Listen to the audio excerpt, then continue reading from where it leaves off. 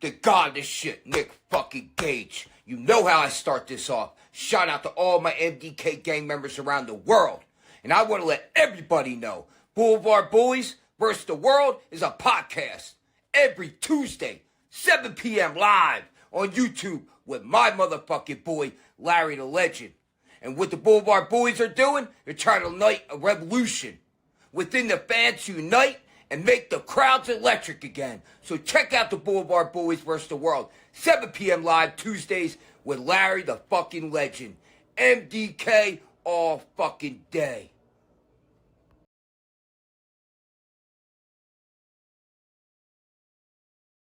I'm so close when you burn in hell forever.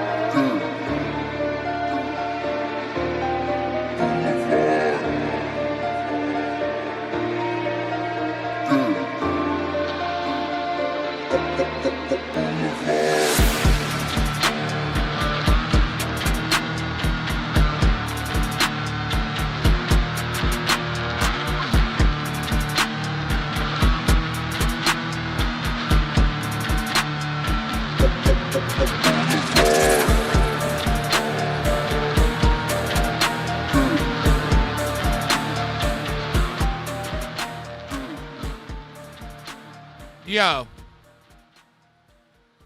what is up? Much better. I can't. Okay. How are you?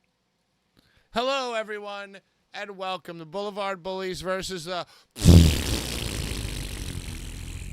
Yeah, we're live. Yeah, we're live. Figure it out. I'm your host, PK, with the Blvd Bullies, and I'm joined by nobody.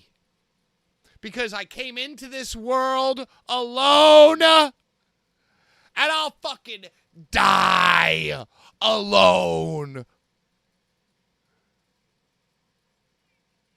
All right. I'll unmute you. I'll bring you in. Whatever. Ladies and gentlemen, Mr. 7:10 p.m. Eastern Standard Time himself, my wrestling dad, Larry the Legend. Larry the Legend, that is an excellent sweatshirt that you're wearing. Hey, shout out my brother, Mark. He sent this to me for my birthday back in 2017. And I cherish things. If you're a brother of mine, if you're a brother of mine and you send me something, I cherish it. It's hard to keep clean because it's white. Yeah, I can't buy white shit. And even if you do keep it clean without any souse or stains, just over the course of life, it becomes like yellow with armpits and dust and smoke. And we smoke. We're smokers, Pat. So I only break it out every once in a while, and I figured without Ringside Sean, without Bad Take Bri, I might as well put some horns in the air with some flowers. But I'm here for you, brother. You ain't alone. So, thank you. And, Larry, I have no doubts. It's kind of like a Blvd Bullies versus the Lame episode here. Well, we got our motor running after Jedi Joe flew the coop. Yeah. And this is really what it This is what it's all about. This is what it's always. This is what it's been from when Brett first was like, look at these guys. This is what it's been, bro. You got your hooks in me, and you made me your brother. The only brother that you have yet. Okay, we're getting there. You're my son. I'm your son. Okay, let me stop. Come on. Yeah, I don't want to get you I'm in not trouble. even ready, Because dude. all I need now at this point is for you to be like, Pat, I didn't really like how you talked about me fucking my brothers on the air. I can't be on the show anymore. Yo, let me tell you something. I'll never quit you. I'll never quit you, Larry. I'll never quit you. Yo, there is a place in Brooklyn. I don't even know if it still exists. I think it was called Martha's. It was like a brick oven pizzeria, hipster, beer garden. It was almost like a pizza garden. If you went in for a table of two, you sat on the bench with others type of thing. I get it. Very I get it. hipster. You gotta be up. Yes. Yes. Very hipster, very fun. And they had paintings on the wall of famous scenes from films, except the faces of the characters were pizza. Were slices of pizza. And, you know, the famous, speaking of I Can't Quit You, fucking Brokeback Mountain where they're, like, cuddling. Imagine that with both of their faces, a slice of pizza. And I said to the person I was with, I said to my sister that I was with at the time, I said, man, if I was rich, I would just offer these people $20,000 cash for this painting right here, right now. And then I said, but I don't. So could you leave the tip and pay me half of my Uber? Never saw her again. Never saw my sister again. A strange sister. All right, Larry, it's already popping off in the chat. And you know, hey, everybody.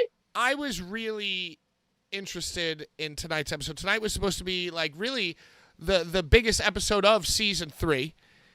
You know, by the way, Sean must have been watching. Shout out Ringside Sean, because the next day he was gone from the Dangerous Breed group chat. And I was a little sad. This Sunday, I tried to engage him and his brother in a group text regarding fantasy football. And his brother is cool. Mike, shout out, Old School Bullies. Hey, you know, I don't know if Sean's mad or if he's hurt, but I just want him to know that you know how it goes. You know how it goes when we talk about shit on the show. We become very Seinfeldy and very Larry David. We're talking about our deepest, most neuroses on the show. Doesn't mean our feelings for anybody have changed. But I do want to take a brief moment to shout out the purification of the Dangerous Breed Blvd Bullies group chat. And I also want to just say that in the Fantasy Football League, his brother, Pork Chop Express, is going to be a fucking juggernaut. I wouldn't be surprised to see this man in the Super Bowl versus moi. But every year, Bald Steve just participates because he's like in the friend group. And every year, he overcorrects the thing that he did last year that made him finish in last place. And every year, he finishes in last place. And this year, there might be somebody in the league worse than Bald Steve. And that, my friend, is Ringside Sean. And those guys. So my team scored 140 points before even Christian McCaffrey was a late scratch. I was so dominant in the opening week of fantasy football, which is basically Dungeons and Dragons for jocks. But I didn't even have to look at my lineup by the time my number 1 overall pick, Christian McCaffrey, was a late scratch because I wasn't even depending on those points. That's how fucking far ahead I am of the pack. And that's how you freak it. Sean and Bald Steve, week 1 opening matchup, they fought tooth and nail, clawing to 75 overall points. I could have beat either of them with half of my team. And in a nail-biter, Sean lost to the worst player in the league for like 5 years in a row, Bald Steve, in his opening contest. Hey, here's to better days. Plenty of football left. Now let me throw this real quick to you. I haven't seen anything. I haven't seen one thing from football this year. But is it true that Lamar Jackson is like skinny now? Like, there was like a lot of scuttlebutt amongst Baltimore. Like, look at how skinny Lamar is now. Is Lamar skinny? I think he focused. He dropped some weight. I'll tell you this, Larry. Lamar that was the opening game. It was Chiefs versus Ravens, opening AFC title rematch, right? Lamar was the entire team's offense, killing it, crushing it. And then they're down 7. They're driving with like 20 seconds left. The play before the last play, our brother, our wannabe brother, Lamar, he missed a wide open pass. Missed it by a mile, Larry. And then the next play, I can't believe you haven't seen this as a Baltimore civilian, as a Baltimore liver. of the city in the city. The fucking he threw the pass, and the guy, Larry, I swear to God, the guy's toenail. Zay Flowers. Zay Flowers' toenail, or no, it was Isaiah Likely. Okay, Likely. Okay. He's the new stud. His toenail, dude, half a toenail on the white of Out of Bounds. You must have seen this photo. It must have been on the front page. I saw that. Yeah, it must have been on the front page of the paper. What I didn't see is the scuttlebutt about how much weight Lamar's dropped. He found coke. With Lamar. I shook hands with Lamar in the front. He was in the front row of AEW, and I was in the second row. You were at the Lamar? He came. Huh? You were at the Lamar thing? Dude, I was there. Orange Cassidy hooked it up, and I was there, second row. I didn't even realize I was in VIP. I didn't realize I was in VIP until Lamar arrived. And it sucked because it was Mox versus Lee Moriarty, and everyone stopped paying attention to the match. I love Mox. I love Lee. I wanted them to fight and have a good title bout. But Lamar walks in with his entourage, and everyone's like, oh. I remember. Like they're not even paying attention to Lee and Mox. Right, and they brought him in. They walked him in like in the middle of the match, so like everybody, like you could see everybody on hard cam like turned their head, and you thought it was like a run-in or some shit, and there was some guy walking by in like a hoodie, and they were bringing in Lamar for like a 15-minute spot, like he wasn't there. No, he wasn't there. Dude, he left right like he left at the first commercial break. He leaves, but I dapped him up. I'm like, yo, Mar, because I figured his nickname was Mar. And I'm like, yo, Mar. And his hands are so soft. Pat. I thought the quarterback's hands would be hard. Were they huge? Hard. I thought the quarterback's hands would be like rough and like I'm a real quarterback. They were so soft, bro. I was like, oh my God, this man's hands are so soft. He dips them in oil. He dips them a bit in shea butter before he goes out. Dude, I'm sure they're insured by Lloyd's of London. Wow, that's a good point. All right, enough sports ball talk. I was there. But I heard he was skinny. I want to see him. I don't know how skinny he is. You know what's so funny? He's such like a southern gentleman. He's such a proper... Oh, Mississippi. Opelika. Yes, sir. Yes, sir. Yes, ma'am. Florida. Yes, sir. Yes, ma'am. No, ma'am. Yes, dude. Yeah, my mom loves him. And when he goes, he talks like hardcore hillbilly in a way. He goes, they ask him about like the missed pass, which was fucking brutal, dude. Like it was just like, and he explains it. He goes, "Yeah, man, yeah, I was really teed off. That really teed me off. I missed the pass. It's like he's not even thinking about it. He's already moving on to the next. Yeah, yeah. He could have said ticked off, but he said teed because he's down south. You know, down all right, south so bar. I guess before we get to the show, because everybody's asking one question and one question only, and it's directed at you, Larry. Everybody's talking about one headline from this week, and it's all about you. So I'm happy. Thank you for joining us. I know you're so busy now with your Jerry curl that you're that and your new sweaters. And my God kids are down here now. My God kids are down here. They don't. It's not the ones from the Bronx.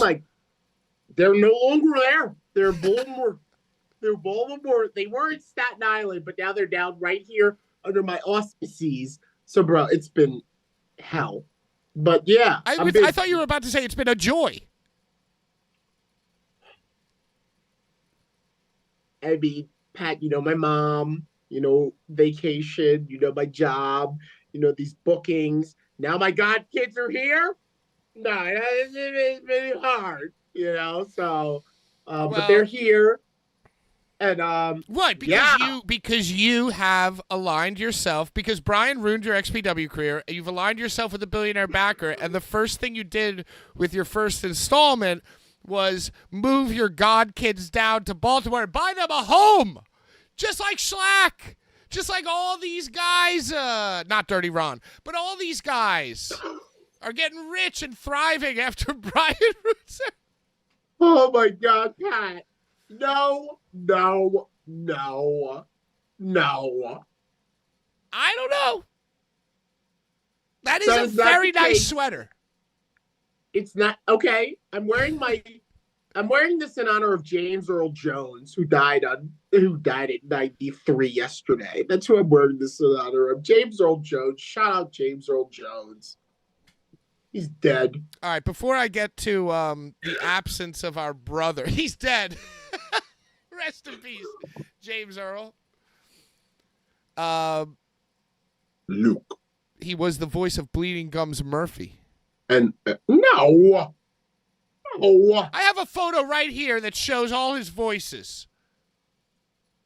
Bleeding Gums Murphy was not James Earl Jones. No. All right. Well, Captain David in the chat says, Larry, I am your father. James Earl Jones. That's right. Larry is going to be buying his boat back. He has hired the world's most expensive private investigator to track down the boat that he sold after winning the Showcase Showdown, and he will be back. All right, let's pause. Let's pause this because I want to ask you serious journalistic questions about this move, this headline that you've made yet again. But let's first tackle the elephant in the room, which is Brian missing the show.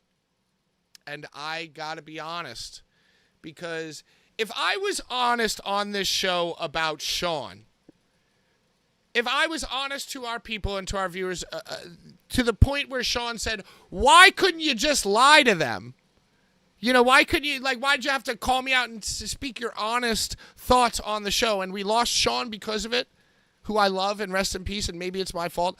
I would be unfair, unbalanced, and remiss if I didn't speak about why Brian is not here in an open and honest way, Larry.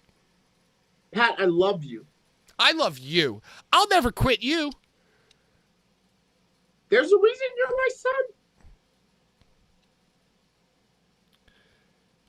Okay, so Brian took a trip, an adventure to Los Angeles, and I would love to say that Brian got stabbed in Los Angeles and is trapped in the corner of a room in a Los Angeles hospital, much like Necro Butcher was trapped in the corner of a room of a Japanese hospital. But that wasn't the case. Brian's trip out to L.A. went fine. It went swimmingly. He even got the opportunity to not enjoy the show as he's accustomed to. He even got the opportunity to not be the best fan in the front row. He got the opportunity to sit all the way by the door and take tickets and help out. So, no, Pat, yeah. I also want to mention no Larry head. No Larry head. As stated, all of a sudden. As stated on last week's episode that I would be there. Right? No. Whether I was there or not, no Larry head. He recalculated his carry-on priorities. You know, because if you're going to work the door, you need to supply at least 500 paper bracelets. At least 103 paper bracelets. No room for Larry. No room for Larry. And then, so the trip goes swimmingly. There's no sense of danger. There's no sense of controversy. Well, Pat, you heard about the table flip? Oh, there was a table. Yes. There was a table flip. Hold on, Pat. If I may, when I was driving to work today, I was like, yo, was it like just a table tip? Was it just a table tip where, the table tips over? I feel like I'm imagining it. Was it a true? Whoa. I want to know. No, it was the tip. It was just the tip. Okay. You know, I think it would be awesome if it was a Whoa. Well, you know, like, really, like, we're both we both know the type of table we're imagining. I'm imagining like the plastic white and black fold in half table. Now, if it was a wooden, if it was a heavy venue supplied wooden. What? What is that shit called? Not Formica. It's something else, that material.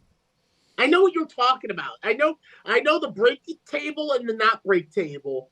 I think it's like a material that's not breakable. What you looking at the chat? What they talking about? What's Captain Day? I'm pulling up. We'll get to the table flip. I want to just settle this Brian stuff. The reason why I look down is because I'm scrolling through the now absolutely purified Blvd Bullies Dangerous Breed group text. And so yesterday, Monday, 3:23 p.m., BG... Legendary number. Kane's weight. Says, I'm having an issue and unable to do tomorrow. Can we do Wednesday? If not, you can all do without me. And then, I was working. I've been working like a dog to try to do this wedding next week. And, maybe be able to go to the Tournament of Death and these other things that we're going to talk about moving forward. Mm-hmm.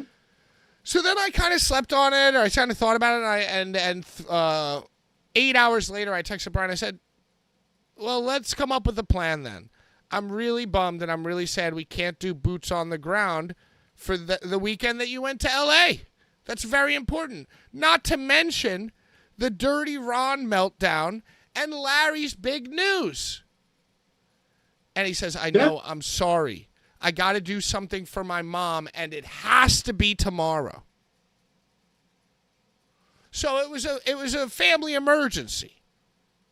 I love my mom. You love your mom. Yo, you know what? And if my mom had an issue, I would drop everything. Fuck this stupid show. Gotta go. Fuck this stupid show. Mama. Mommy. Yeah, Mommy. She brought us. She brought us to the dance. Yeah. So, Larry, after that text of, and listen, what are we going to do? Brian does so much for us. Brian's been an integral part, a beautiful part of Blvd Bullies, and we love and respect him. And, I wouldn't be surprised if this is our lowest rated show because he's not here. They love his ass. So, Larry, you had the brilliant idea to say, and you know what, Larry? I feel like in this moment, we are like just in complete synergy because it's almost like I feel like I might have, I dare say, taught you this move. I don't want to insult you, but I feel like this is like you took it from my brain when I'm fully functioning. Like I know you. You complete me. I know you. You complete me. I know you. And you go, okay, so Brian, do the news now to be shown on the show tomorrow night. Can you? Brian's recap. And I said, oh, my God, that's a great idea. And then Brian's like, okay, I can do that. And then not only did you have the fucking idea, and this is where I lack, this is why I can't keep a team member satiated and satisfied. You go into coaching mode, you go ahead, Ginzy, fuck it up. And you give him a little tap on his ass. And I just fucking love that. Yeah. And so I just want to say thank you. If you've ever seen the meme, I accidentally became important at work, and now my life is ruined. That's kind of where I'm at right now. But also I'm broke, so I'm leaning into it. So, my head's all over the place, Larry. I understand. I blame myself for the absence of Brian. I blame myself for the absence of Sean, for the downfall of Jedi Joe, and everything else. Fair. But you know what? At this point, I'm kind of into it. It's kind of like at this point, we're the NFL team that fires a coach every year. And it's like our gimmick. So don't fucking step out of line, I swear to God. Because we started this shit. You're absolutely right. Brett too. I don't like him. Brett too. I was doing my job. The night that Psycho Sid wrestled his last wrestling match. And correction, he did finish Eddie with the choke slam, but I'm pretty sure he did a power bomb afterwards because No, people he were didn't. calling for it. You're nuts. You were You right. think he came back out? I don't think he left. I think people were like, power bomb, power. And he's like, you want it? And then he did it. I have footage of it, but I can't find it. I can't find the footage of me showing Sid power bomb Eddie Kingston. I'm not dragging out. I'm setting it up. I'm telling the story. And for the 9th week in a row, let's keep the tradition going, Bren. Just from the bottom of both me and Larry's hearts, fuck you. Fuck off. So, I wanted to set up the texts from Bri, pull the curtain back, so to speak, because I'm about to play this video, this satellite message from Brian that Larry, then coached him to do and patted him on the butt. So this is the best boots on the ground review that you're going to get this week. You're going to have to tune in next week if you want to see more.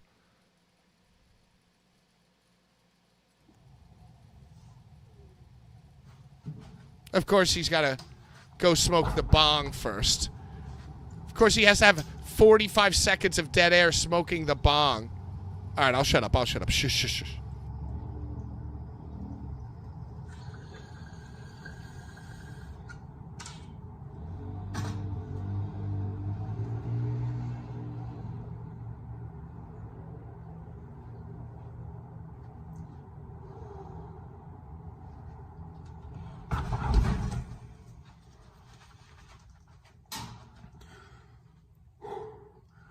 What's up, everybody? Bad Take Bra here, Blvd Bullies with a goddamn news update.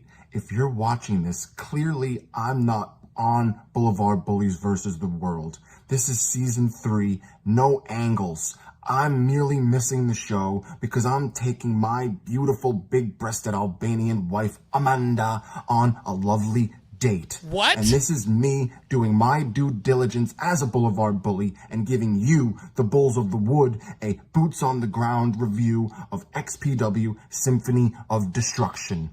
I, for the first time since I'm 14 years old, flew across the country to California. I didn't bring Larry because I was informed of size restrictions and I didn't want him to get raped by TSA. Continuing the story, I landed in California, smoked the best weed I ever smoked in my entire life. That was the first thing I did. And then I traveled to the Nocturne Theater, set up the XPW merchandise. Dirty Ron flips the merch table. I reset up the merch. And then the door is open. I work the door. I'm basically Cat Martini because she's not present. So that's my job for XPW for Symphony of Destruction. That's happening. Earl Skakel does a comedy set. Brian Kedrick, Twisted Wicket, JTG, Eli Everfly, Homeless Jimmy, Michael Kruger, Tommy Trainwreck, Deathmatch. Homeless Jimmy, Judge Joe Dredd, Deathmatch for the King of the Deathmatch Championship, and the goddamn bad dude Tito versus the goddamn motherfucking returning mystery necro butcher, winning the old school XPW championship in the championship green pants. Go watch that on streamxpw.com. Also, no giveaways this week. This is season 3, no angles. I have not sent the last 3 weeks of giveaways. So no giveaway this week. And that's it. Go watch Symphony of Destruction, streamxpw.com. And I'll be back next week. Blvd Bullies vs. the World every Tuesday live, 7 p.m. on YouTube, EST, 7 p.m. EST. Continue the show now. Back to you, filthy fuck. Larry, wake up. Video's over, Larry. I'm up here. I'm here. So, I'm going to be honest with you. I kind of zoned out during that. Dude, I just feel like he texted us right here in black and white and read all over that he had an emergency with his mother.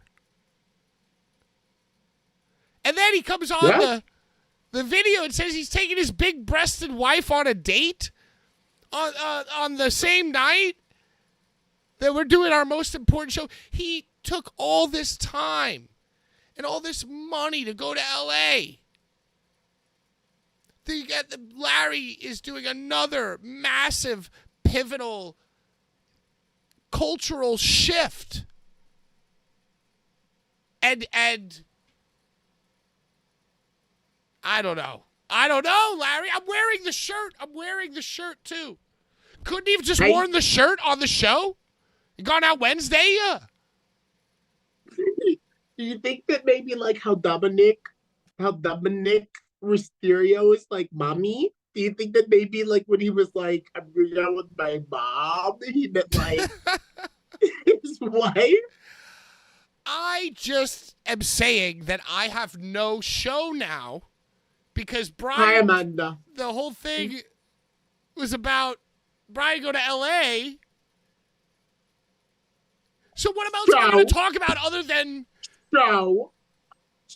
We have a show. I'm here, Pat. I don't show up unless I can jazz hands, You know bro. what I will say too. You know what I mean? I will say I was very, very cranky, and then once I saw your shining face, it made me feel much better. So that's the story. The only reason I have never gone into business for myself with a podcast is because like I'm lazy. But I've always told everyone that if someone else will do the work, will do the legwork, I will show up every fucking day. I will do. I don't know. Maybe his mom got like beat up by a deathmatch wrestler fan, and he's just too embarrassed to say it in his recap, and he just made up the fact just to sound cool, just sound like he's on it. I think you think we're being worked. I think you think that we are being worked, and that we caught the motherfucker in the work, like me seeing the picture of Akira and Brandon Kirk and Casey and Struggles all going to leave. You got caught. Yeah, hello at the airport. I'll tell you this. I just had another thought as well. I had another thought just now, Larry. If it really is about going on a date and not a work within a work, I mean, he did say no angles season 3. If it's not about going on, if it is truly just, hey, I have an emergency, I have to go on a date, then what we've done on this show up until this point might be a problem. So I'm hoping that there was like his mom got. I'm hoping that his mother got hit by a car.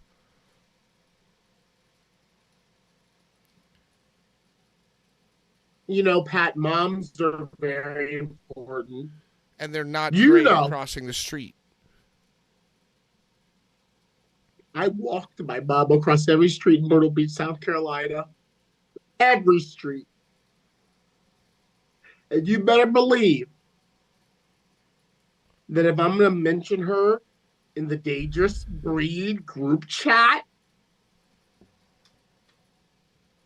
it's going to be about me walking her across the street. Larry, the angle of your camera makes me feel like some kind of ghoul or ghost is going to bust into your room right over your shoulder. I love it. It's going to be Sean. He's going to hit you with the chair. Spooky season is upon us. It always is spooky season in my world. So, yeah, I love the look. And I love my sweater that my brother gave me. And I miss my brothers, Sean and fucking Patrick Fry. I would love if a fucking ghoul just popped right through the door and we just knew that, like, that type of shit actually happened.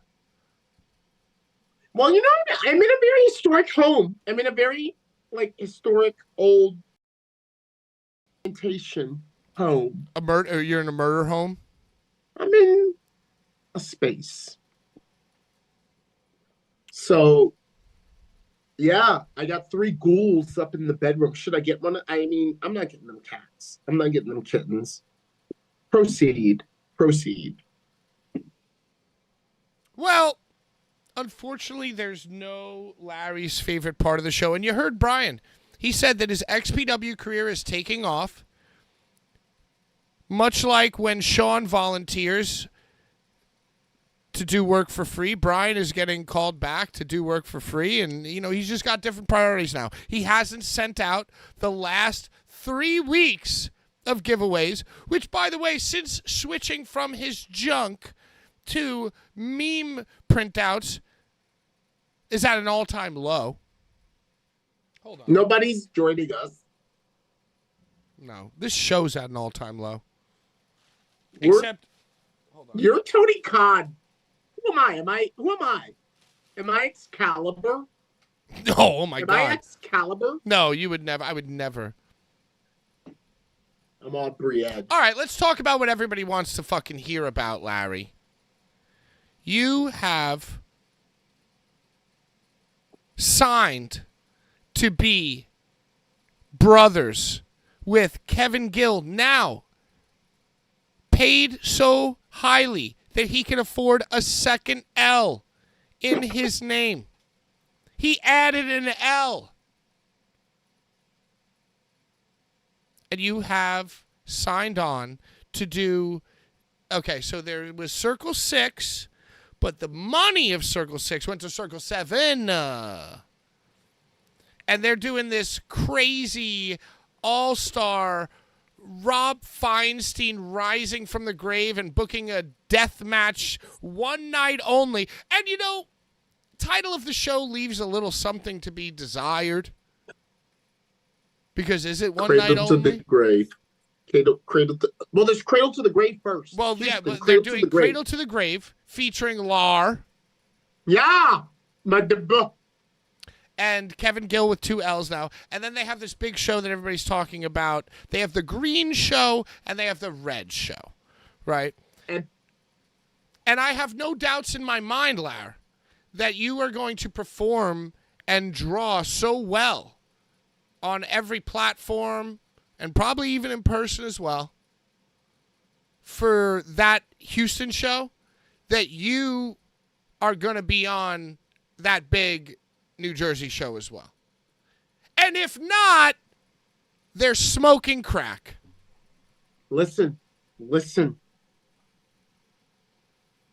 You know how high demand I'm in. I've already committed my black ass to Tennessee for the Carnage Cup 14. I had already gotten the flight and the fucking hotel and my assignment for fucking Carnage Cup 14 before this green and red shit came into play. I can't fucking fuck with Kevin. Is it the same day? KKK, Is it the same Kevin. day? Same day. Oh, jeez. Masada gets to do both because he's a boss.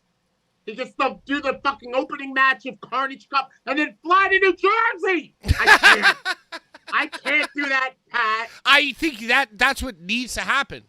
They need to put another seat on that flight, dude. Open the show, just do Masada's match, and then Masada says, and Larry's coming with me, and flies me to Jersey with him, and you want to do that? That would make a statement. Talk to Brig. Tell him fucking grab me up by the scruff of the neck and be like, fuck you motherfuckers, Larry's with He's going me. to break all your bones and put you in his carry-on. Then that's when the Larry head will truly be a carry-on on the plane, is when Brig decides to take you with him. Watch out! He's opening the door behind you! Be-doo, doo-doo, doo-doo. 5 inches from the sun. Yeah, dude, I can't do the red show, but I'll go back to Houston for the second time in 2024. I'll go back to Houston, and guess what? I get to kiss and make up with Hoodfoot right in the middle of the ring. I get to suck Hoodfoot's dick, Oh, if you no. will. Your brother. Yeah. Your soon-to-be He brother. gets to gobble like taint, and I get to suck his dick, and Oh, we get is to be like, that wow? So it turns out the only thing that you need to reverse on site blood oath jihad commitments is like a good, solid, consistent booking with maybe a flight and some retard to pick up look, at the airport. Look, stop. Me and Hood talked for the first time. For the first time since this show. Since Brian invited me on this show and started his fucking machinations. Okay? With who I wanted to talk to. Hoodfoot and I finally spoke. Thanks to Seven Mike. And bro, everything that was needed to be said was said. I told them out of ICW, I kind of got wrangled in. And I did. Oh, And so I you did. I got buried us. So you wait I a didn't second. bury if us. I'm hearing this correctly. Hold on. No, because us is not who wanted me on the show. Oh, come on, Larry. That's not it nice. brought- That's not no, nice. I love you, Pat. Pat, you're my son. But I know you're on your trajectory. You didn't want Larry. I didn't say that. I did not want You Larry. didn't say it, but you were not inviting me.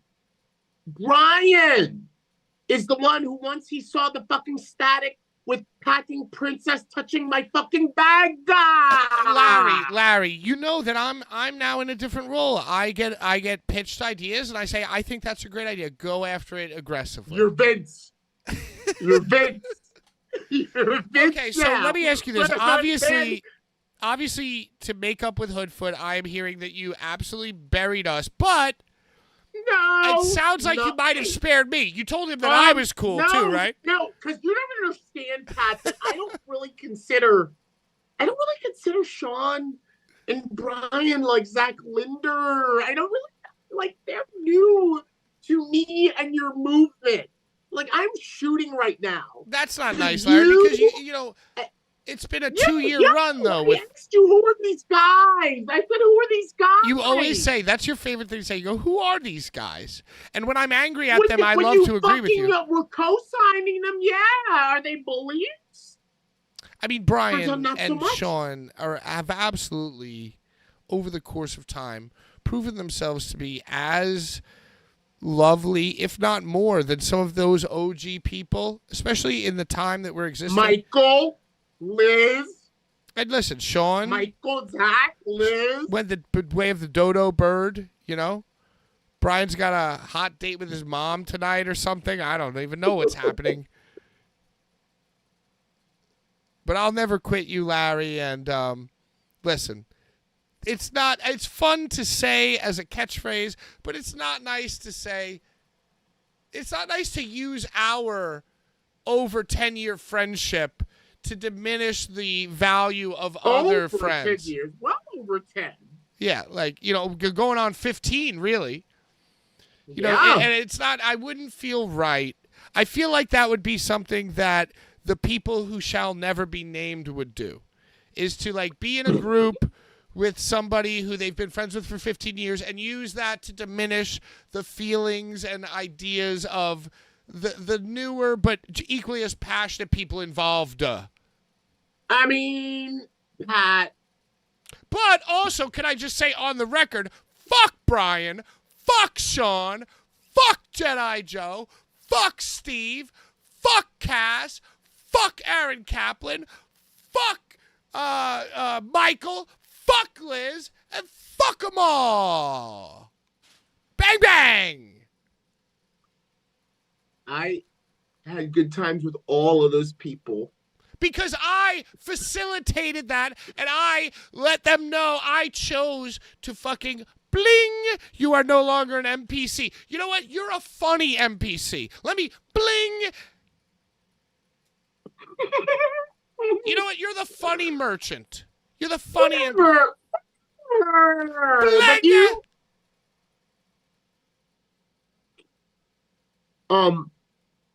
and I value all of my times with them. So what's the deal with Circle 7 here? You were approached as what's the deal with your future in XPW? Break it down for me. Give me the timeline. Start at the moment right after Brian ruined your XPW career. Pat, I am Larry the Legend. I am Larry the Legend. Do you understand me? I am beyond wrestling. I am Combat Zone Hall of Famer. I am MCW Pro alum. I am Larry Legend, okay? So, bro, people want me. They want my face on their Highly flyer. coveted. They want that. They want that. Highly. They want it. And I feel like in a lot of ways, like people like, don't get me wrong, but they smell like blood in the water. Do you understand? Like a couple months ago, I'm on the flyer with Ron Nini, and we're smiling and fucking smiling. And now it's just like, wait, what? So I feel like in a lot of ways, like with Schlack's career being ruined by Brian and Ron Nini's career being ruined by Brian, let's just throw him in there too. I mean, You everybody. know, it's like fucking the motherfuckers were like, is Larry's career about to be ruined by Brian? And they and yeah, it was like, do you want to do this? And I'm gonna say this right now in Blvd Bullies versus the World. When I first was approached about, do you want to do this? I hit up Roberto Negro. And I said to Roberto Negro, I said, Roberto, these motherfuckers are saying, do you want to do this?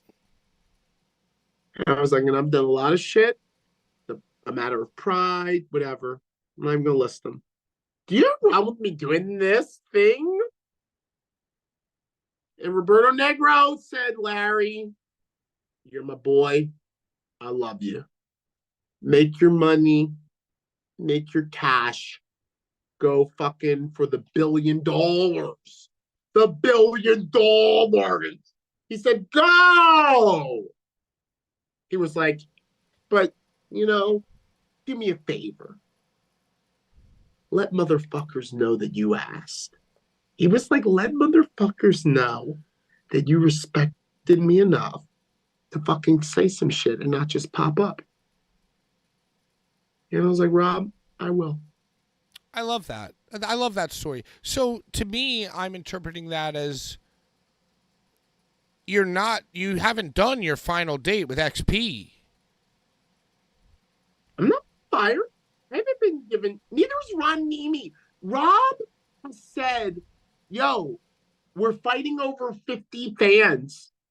I don't care. Yeah, I've said that many times. times. Like, I don't care. Yeah, Rob always says that shit. Like, are we really going to fight over 50 hardcores?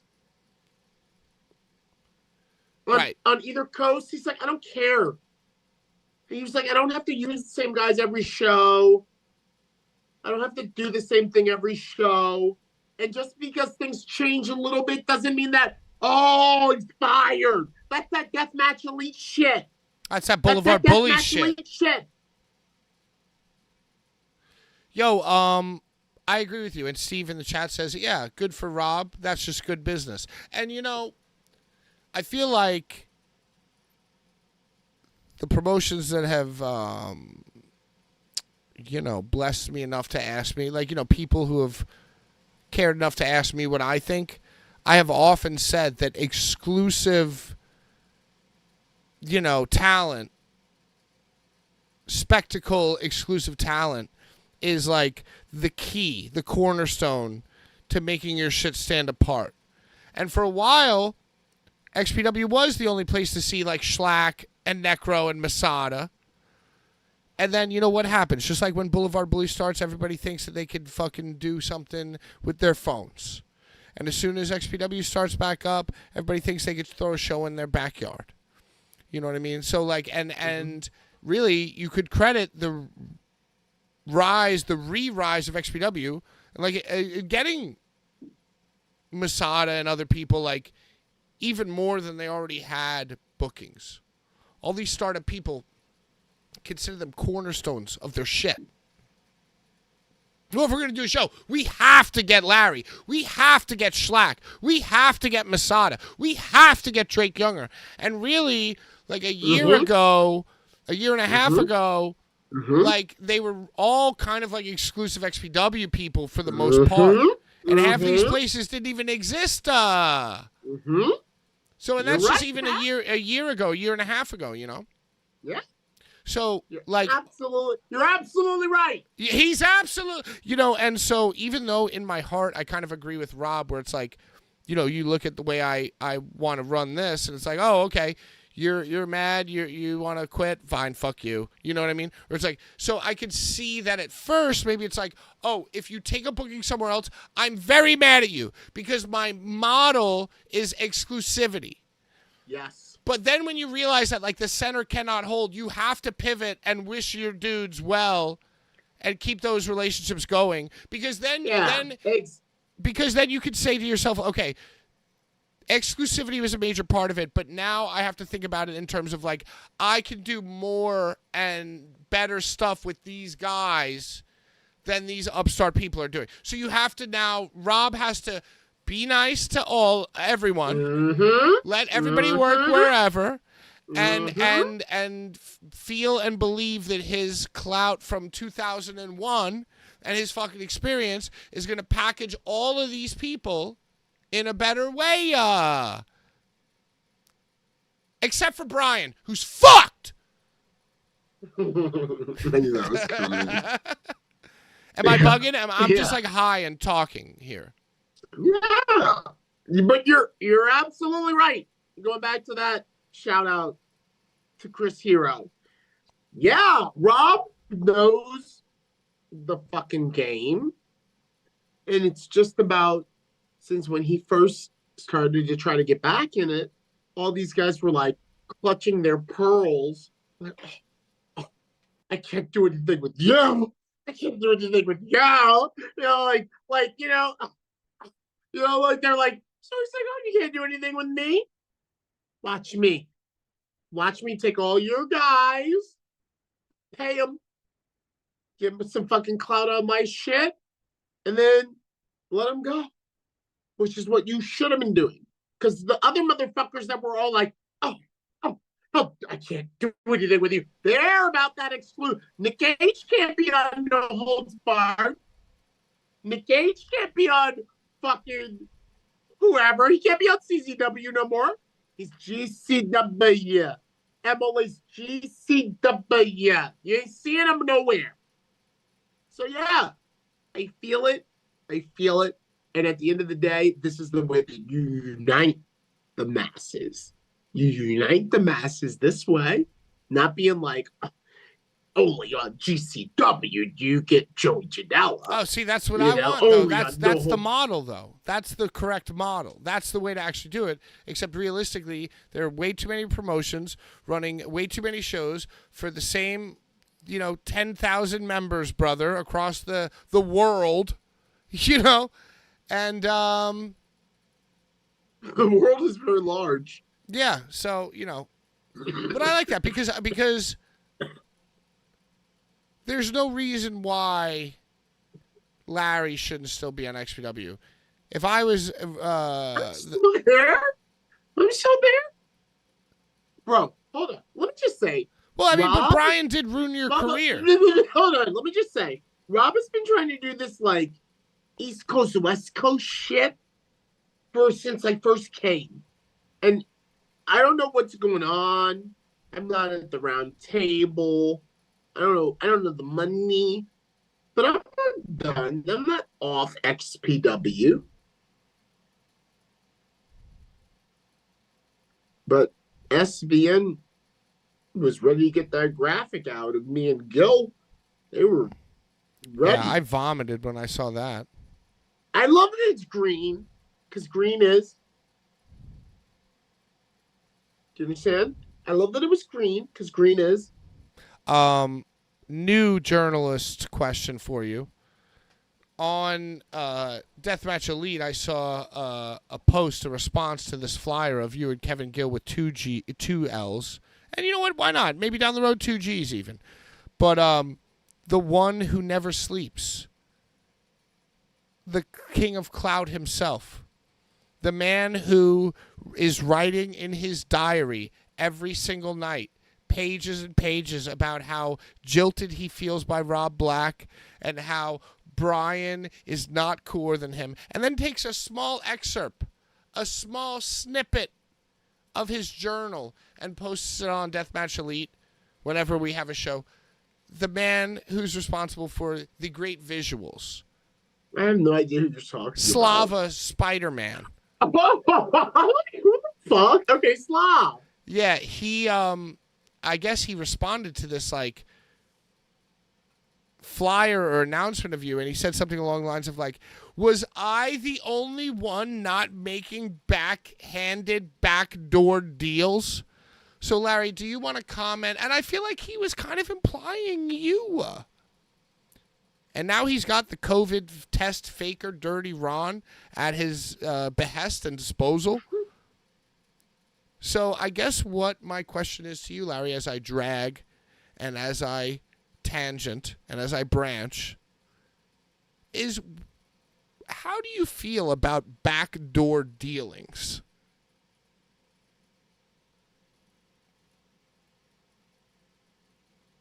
One thing that I want to say about myself, and I'm going to get a lot of heat for this. Oh I'm going boy. to get a lot of heat. But I've always wanted to be adjacent to Colt Cabana, because if you ever notice, Colt stays true to punk indies, and he can go anywhere.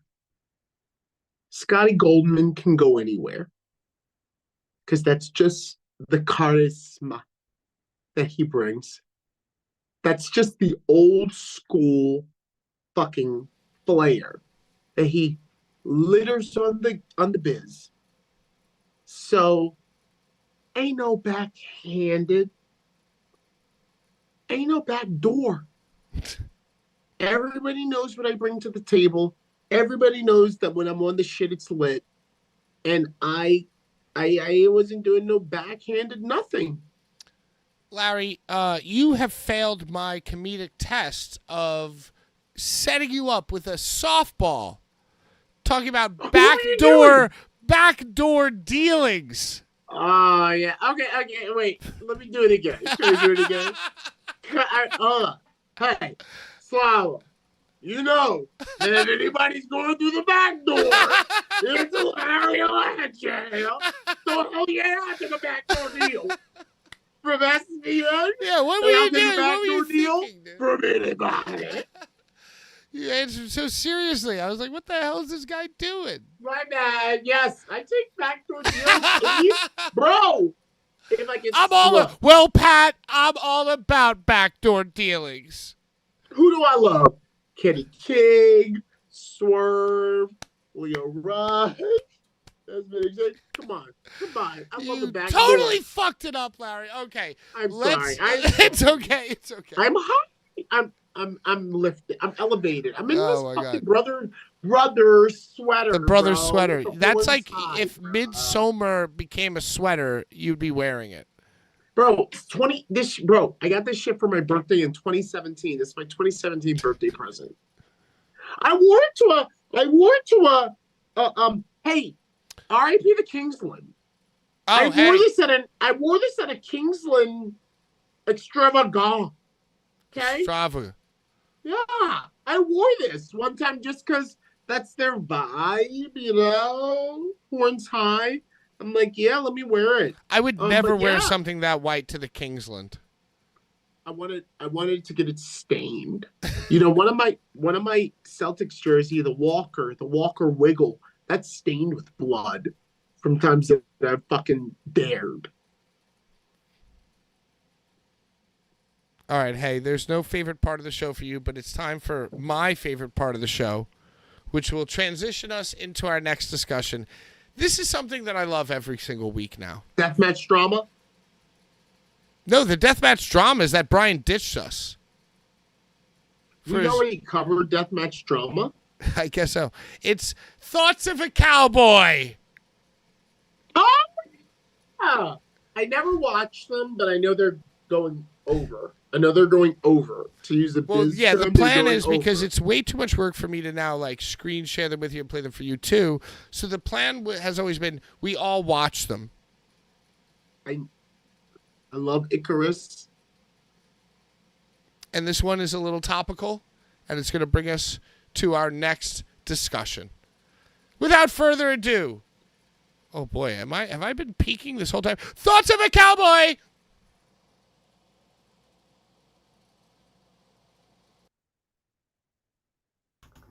As we sit on the cusp of a debate of which white president we're going to nominate, because there's so much whiteness going on with this debate tonight. There's no pigments, just white. And in the midst of this horse shit, we have radical morons that want to make statement like thus.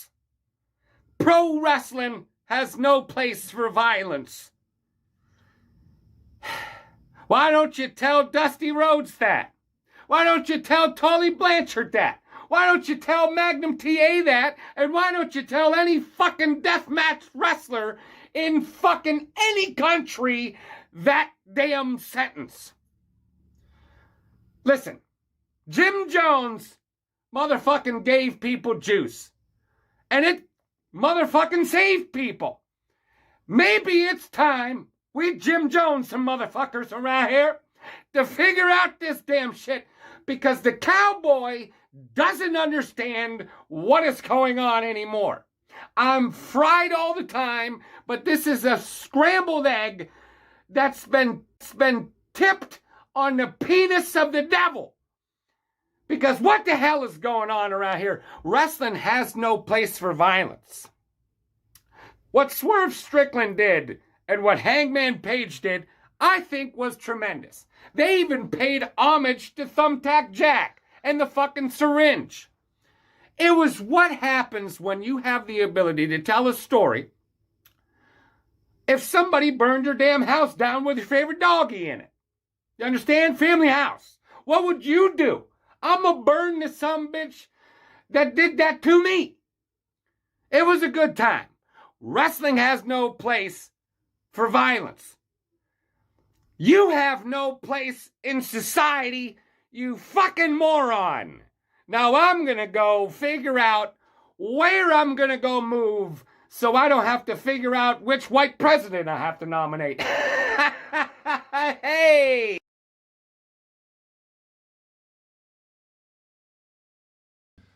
Well, Larry, there you have it. Thoughts of a Cowboy. He mentioned two topics that I want to get to.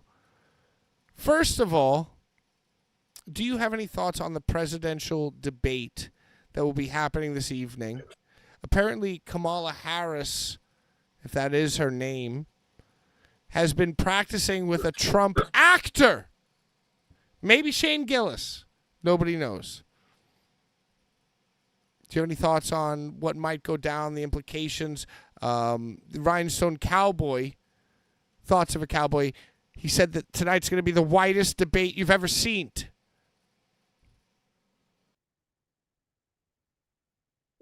No thoughts. I feel the exact same way, Larry. Second thing he said is that he mentioned All Out, which is the sequel to All In, AEW, happening so quickly right after their big Wembley show. They were running another pay-per-view. Everything's moving fast. Blood feud between Hangman Adam Page and one of your close personal friends, Swerve Strickland. I don't know if you saw this, but Hangman Adam Page burned down Swerve Strickland's childhood home. Did you see this? I saw it. Bro, not only burned it down, sat in a recliner or some shit. He had a recliner facing away from the home.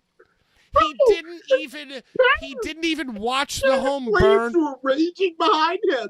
Like, this is fine. Towering This is Inferno. fine. He did it on. He did the "This is fine" meme on wrestling. He did it. I couldn't believe my eyes.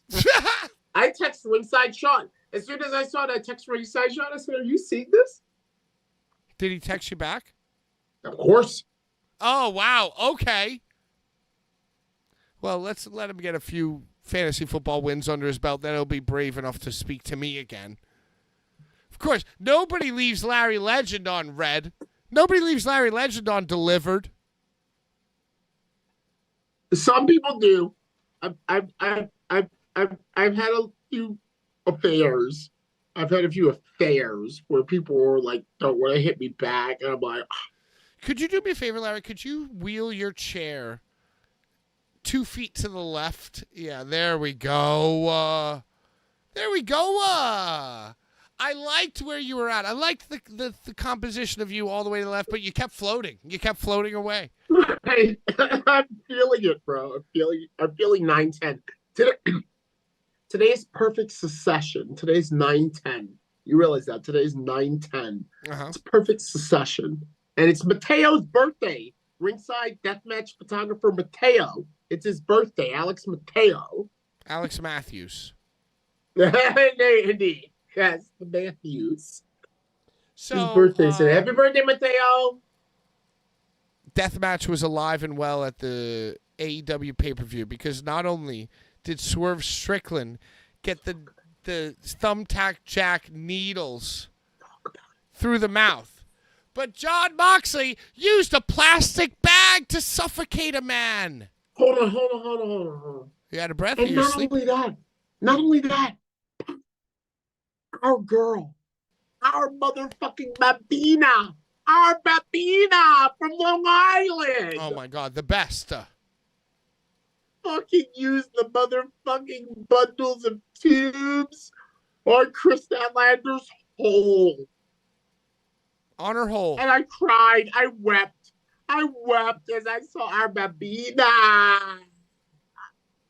Willow fucking Nightingale. Use the tubes on pay-per-view. Willow Nightingale and Chris Statlander had a hardcore street fight, borderline death match. Gorgeous shit. Gorgeous. And you know what's what funny? they did?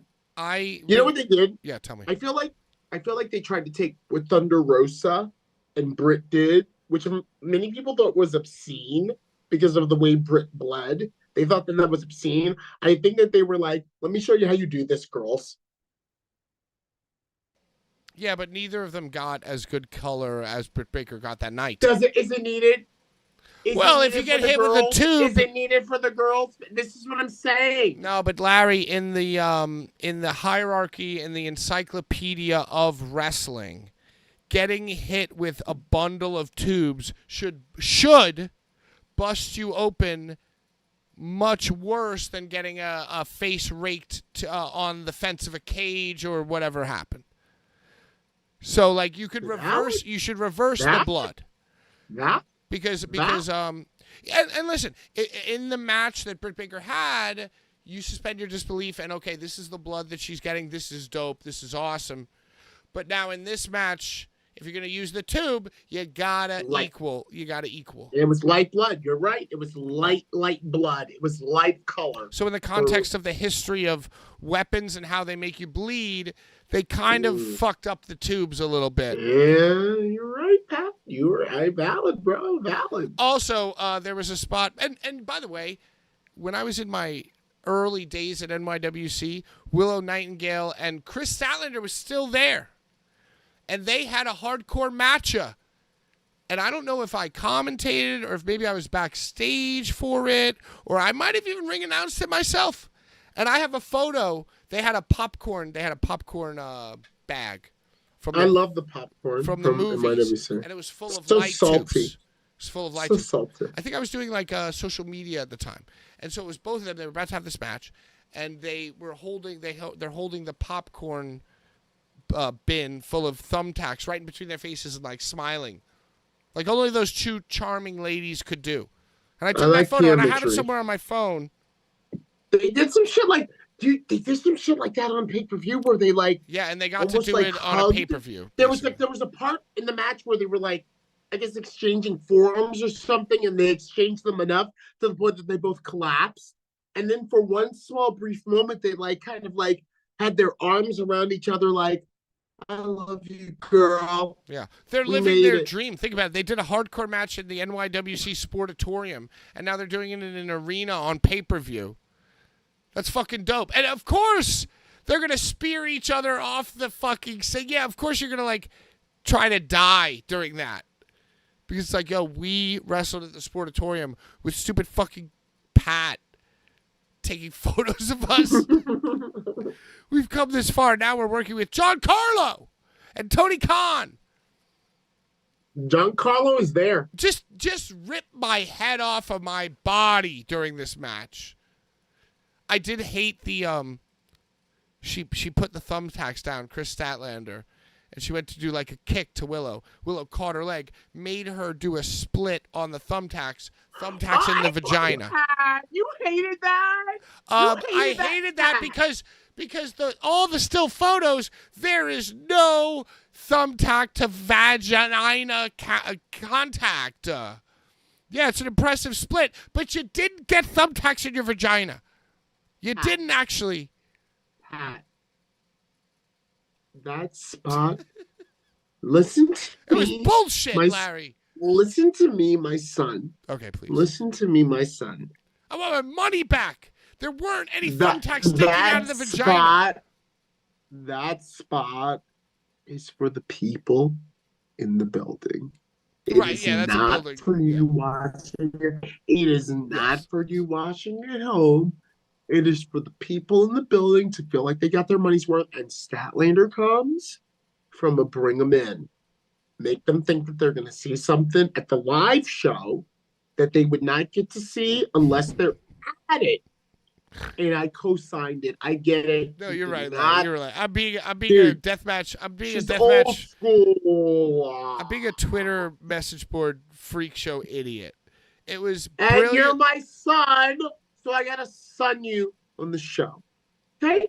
No, I you're get right. why You're they right. did that. You are I correct. get why they did that. I'm I being get it. insane. I'm being insane. There's because so many times we've been in a Cage of Death or Tournament of Death where we've seen some shit live where we're just like, oh my god! But the people at home are like, oh. Yeah, you see it online. It's like, oh, this is dumb. You're right, Larry. You've completely changed my mind. And you know what? Even if it was pretend thumbtacks in the vagina, you never seen that before in your life. What's that, candy corn? It's the season, bro. I'm getting it. You know the supermarket is like the supermarket, and I never have done this, but I'm gonna get on my Robert Lottie now and eat on camera. All right, so the next thing that happened besides the Willow and whatever death match is Swerve Strickland and Hangman Page. They did the needles in the mouth. And do you know that Jack? I'll tell you this. I'll stop myself right here. Let me ask you this question. Did you know, Larry, that Thumbtack Jack is still alive?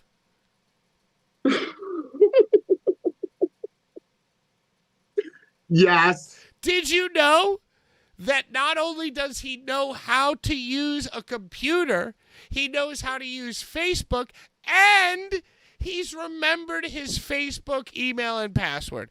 Do you believe me now? I do. Well, Thumbtack Jack rose from the dead after dozens upon dozens upon dozens across the entire world, Japan, Mexico, the United States, dozens of needles through the eyebrows, through the cheeks, through the eyebrows and the cheeks, through the ear holes, scissors. Thumbtack Jack decided, you know what? Hand up through the ground like Undertaker buried alive. I'm going to tweet about Swerve Strickland getting needles through his mouth. Did you hear about this? You said, fuck James Earl Jones, I'm alive!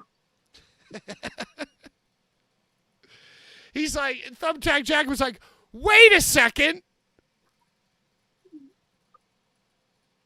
Wait a goddamn second.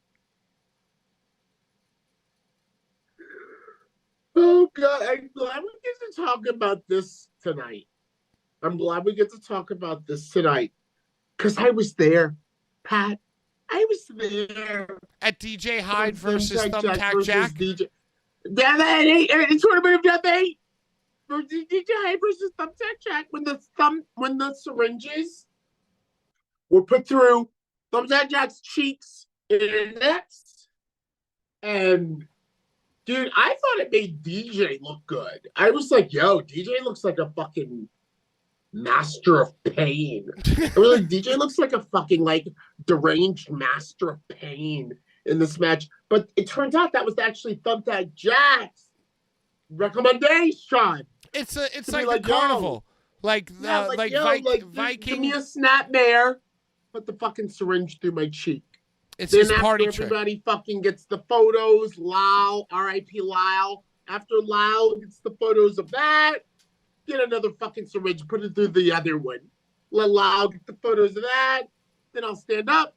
Give me a motherfucking stunner with the 2 fucking syringes in my motherfucking cheeks like this. Bro, the motherfuckers out there. Were you there, Pat? No, I was not there. That's a little bit before my time. I'm nutting. Maven Bentley's nutting. Everybody, the commentators are nutting. DJ's nutting. Everybody's nutting. All at once. Were you nutting? Were you nutting? I nutted. Because I was like, what are they doing? I'm like, oh my God. And this is before iPad 2. This is before I was all plugged into like, oh, let me show you what I'm looking at right here. I'm like, before I was doing, what was the first thing called? Not Twitch. What was that? What was that thing WWE had? It was like tied into Twitter, but not Vine. You remember what I'm talking about? They were like 10-second things. And it wasn't Vine? It wasn't Vine. It was another thing like Tout, Pat, Tout, Pat. Never heard of it. Never heard of it. Before I was into all of that is when Thumbtack Jack came from Germany and did the spot with DJ. I had no way to share it. There's no footage unless it's CZW footage of it. And bro, it was awesome. Well, the photos at least have come out because Thumbtack Jack criticized. And it's weird because Thumbtack Jack was the one who took the needles. And Swerve Strickland in this scenario was the one who took the needles.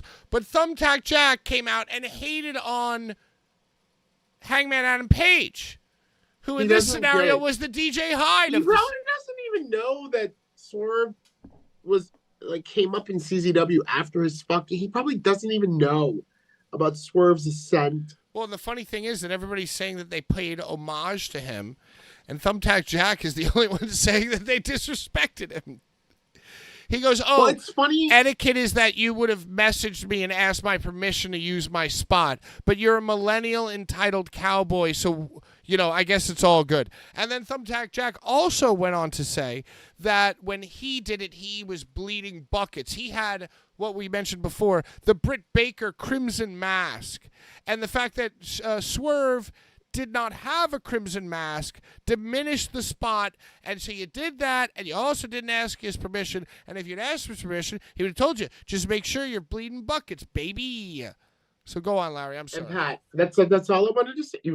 What I was about to acai moonsault off of your point was exactly that. First of all, Thumbtack Jack, nobody needs to ask your permission. Nobody needs to ask your permission because wrestling is people taking Chuck Taylor's soul food and turning it into their move and fucking whatever. It's just a fucking Swerve is notorious for whatever. But you're just highlighting a very valid point, which is that, hey, if you guys would have said some shit to me, I would have learned how to make that shit fucking look like Saw. Because that's what that comes from. That comes from Saw. It comes from the hardcore like body horror. Yeah, and Thumbtack Jack understands that. He's from fucking Munich. Do you understand? Hustle. He's from that. So if you guys would have just said some shit to him, instead of just being like, oh, I have a legacy in CZW, and I remember And I was a security guard for one of the tournament best, and this German guy came through. You know what I mean? Swerve was not a security guard. He was not. But that is all that shit is. And Thumbtack Jack, calm down. And but he's also very valid in talking about how you execute that spot for maximum cum. Well, apparently there are even AEW fans who are saying, as our beautiful friend Thoughts of a Cowboy Icarus said, there are people who are saying this level of violence has no place in wrestling. The plastic bag, the needles through the face. The needles through the face were probably a little too much for a few people. Even AEW fans. Because you got to believe there's probably a sector of AEW fans who aren't like deathmatch people, who don't know who, Thumbtack Jack is. And they were horrified, Larry. God, that sweater's so cool. Dude, Kevin Kelly is gone. Jim Ross hates it. Tony Schiavone fucking sound bites. The future is Gage with the pizza cutter or the Domino's commercial. That's where we're going. Oh my God, they've been saying that since 2002, Larry. That's where we're going. Necro Butcher was in a movie called The Wrestler, and the needle didn't even move a little bit. Sometimes it's a slow drip. Swerve knows. Swerve was in a cage of death with Ricky Shane Page. That's right. And Joe Gacy. Pat, did you hear what I just said? Yeah. Listen to me right now. Because people sleep on CZW, where I'm a Hall of Famer, but you guys have got to look at the bigger picture. Swerve, ranked number 2 in the PWI 500, was in a cage of death main event. A cage of death where you were on the scaffold with the owner of CZW after this main event, Patrick. You yourself conducting an interview. I was there. I don't know what I was there for. I think I came out for like a, hey, everybody, I'm here. But I was there. Swerve versus Joe Gacy versus Ricky Shane Page. Everybody knows Joe Gacy is the motherfucking one to watch out of the wide 6. Swerve is ranked number 2 in the PWI fucking 500, bro. And Ricky Shane Page, if he plays his cards right, might land his legacy. Thumbtack Jack sees it all. Thumbtack Jack sees it all. He's like, oh, let me get my fucking shit out in this bitch right now, because this motherfucker fucking came out of what I was doing, and now he's doing it on worldwide. Was it an homage or was it blatant thievery? Nothing is new under the sun. Swerve brought that shit to the mainstream, just like Jericho or Max. Probably Max. Probably wasn't Jericho. Probably was Max. But Gage and the pizza cutter And the pizza to the main fucking pizza stream. cutter. And Mox is just like me with my kids. He's Padrino. He's the godfather of getting this blood and the light tubes and the fucking, I can't believe it. This has no place in wrestling, bitch. What? Oh, you didn't know? Yo, It belongs. I gotta tell you though, to me, the plastic bag is much more blatant bullshit, disrespect to Schlack than the needles through the mouth of Swerve, because you can't expect Swerve, and maybe Swerve, but it's like, I don't think that they were thinking about Thumbtack Jack's spot. They're thinking about all the spots they've seen it done. Drew Parker and fucking the Japanese guy who does it with like Sakura. Yes, Sakura does it. Sakura you know what I mean? does Like, it. so there's a lot of Sakura people. does it with needles. Sakura does it with the needle. Well, and you've seen it with like He doesn't use skewers, single syringes. skewers. The idea is the syringe, Patrick, is the visual of oh, look at me pressing it and the shit squirting And then out. they just squirt. But anyway, Yeah, that's the syringe. there are dozens. Sakura does just the straight up, like, I don't know, acupuncture needles or knitting needles. He does those. Well, anyway, there have been dozens and dozens of examples of some type of needle spot like we saw them do. To my knowledge, Who did it first? Who did it first, Pat? Who did it first? I mean, I guess Thumbtack Jacka? Anyway, the point is that between then and now, you've seen dozens of needles through the face in various positions.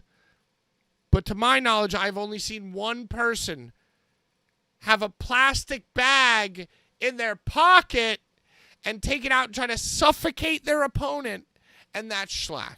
So to me, John Moxley's ripoff of Schlack is just that, a ripoff. It's not an homage. It's fucking bullshit.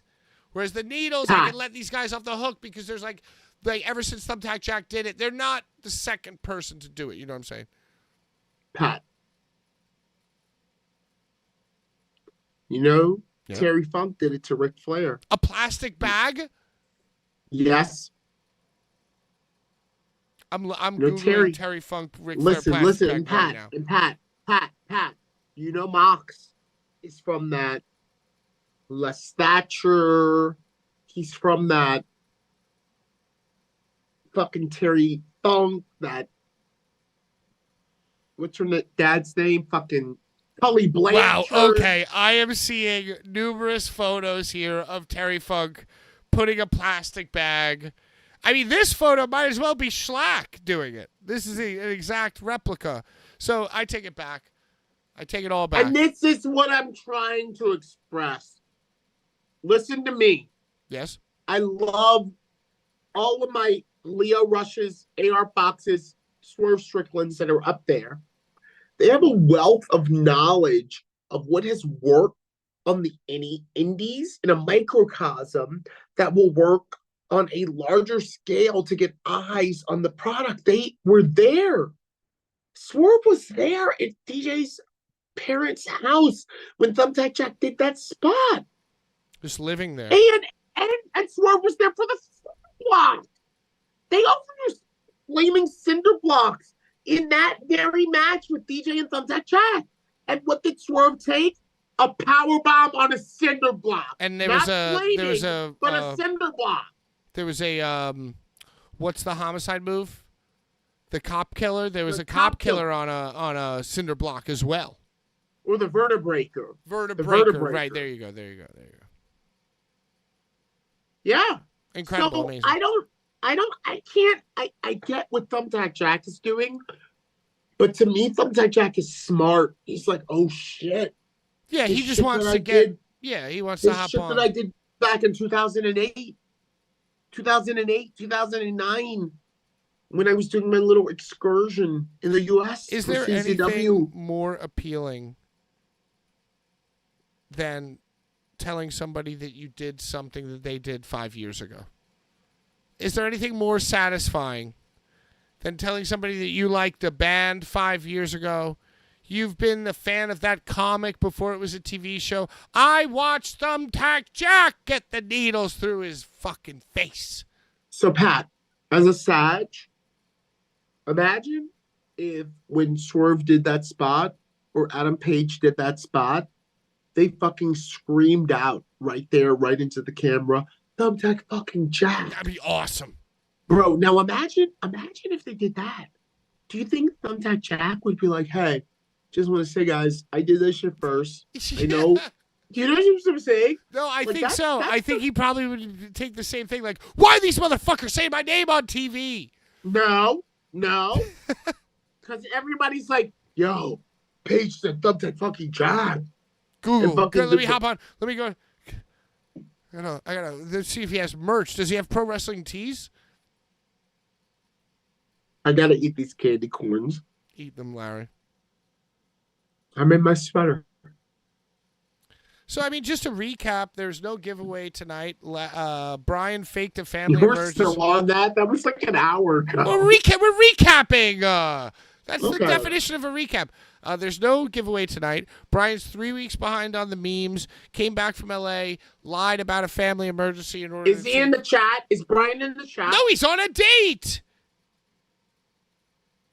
Okay. He's on a date. He lied about a family emergency, took his wife on a date, which is crazy because you're married now, so why do you even need to do something like that? Why can't you just go on a date on a Wednesday? Because that's why they marry each other, for dates. Mm-hmm. They love it. Sent us the video of his review, which was very long-winded, but also, in its own way, very excellently done. He talked. I put him on the spot. I made him do it. He that's the least thing that he owes us. Well, he brought it. I told y'all, bro. Shut up for a second. I told y'all way back when we thought that XPW was going to be on August 30th. We thought XPW was going to be on August 30th from the LA church. I told all of y'all in Dangerous Breed when we were still friends. Mm-hmm. Y'all should all get flights. Y'all should just do it and do like a live Blvd Bullies cock fest. Yeah. And do the Newark thing that you've kind of dabbled in. You should do that in LA now. And y'all were like, eh. Yeah, but out of all of us, Brian's the only one who's rich.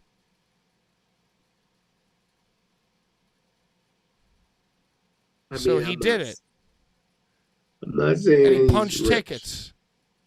He gets a luxury apartment. He gets a luxury apartment. He gets a wife. He gets merch. He does the merch He at the gets door. to do the merch. He watches Ron McDonald. Ronald McDonald. Flip the table. So I guess apparently... I wish it was a flip, dude. I don't want it to... I want to flip. I mean, if it's a lighter table, all you need is just a lip wrist flip. And you can flip that. Was Ron really mad? Was Ron McDonald Apparently really he was fuming.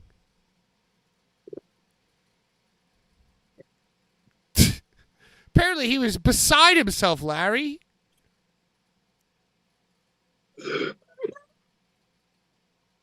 Just an angry clown, flipping tables, flipping out. Was he in full gear? I don't know, Larry.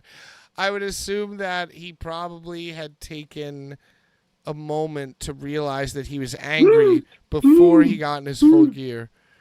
I heard Stephen Jury got into it with someone too. I don't know who. Oh my God! And as of an hour ago, because you remember, Dirty Ron was the one who faked the COVID tests for Brett Lauderdale. Yes, And then came out and like flipped out on Brett. And then Brett said that he smoked crack. And I posed the question right here on this show: why couldn't you fake COVID tests and smoke crack? Why does it have to be one or the other? And then Dirty Ron, as of 1 hour ago. He was a guest ago, on our show. he was a guest on this He show. was a good guest. Until Brian He was a good destroyed his XPW career. Joey Janela just posted in Deathmatch Elite an hour ago. Hey, Dirty Ron, check this out. And it's a link to In-N-Out employment form. In-N-Out burger, Larry. Oh, they want Dirty Ron to give up wrestling and working in In-N-Out. I think that's what they're implying. Also, just announced for SVN One Night Only, Drake Younger versus Atticus Kogar. It's called One Night Only because they're never going to be able to financially recover from this. I'm going to be in Margaret, Alabama. I might come with you. By the way, it's Drake Younger's 40th birthday, Larry. Today? Today! No. Today! Oh, Drake is... No. For Oh, real? yeah. Drake's a Virgo? I guess so. My mom is a Virgo. I know now why I love Drake. Hold on, I wanna.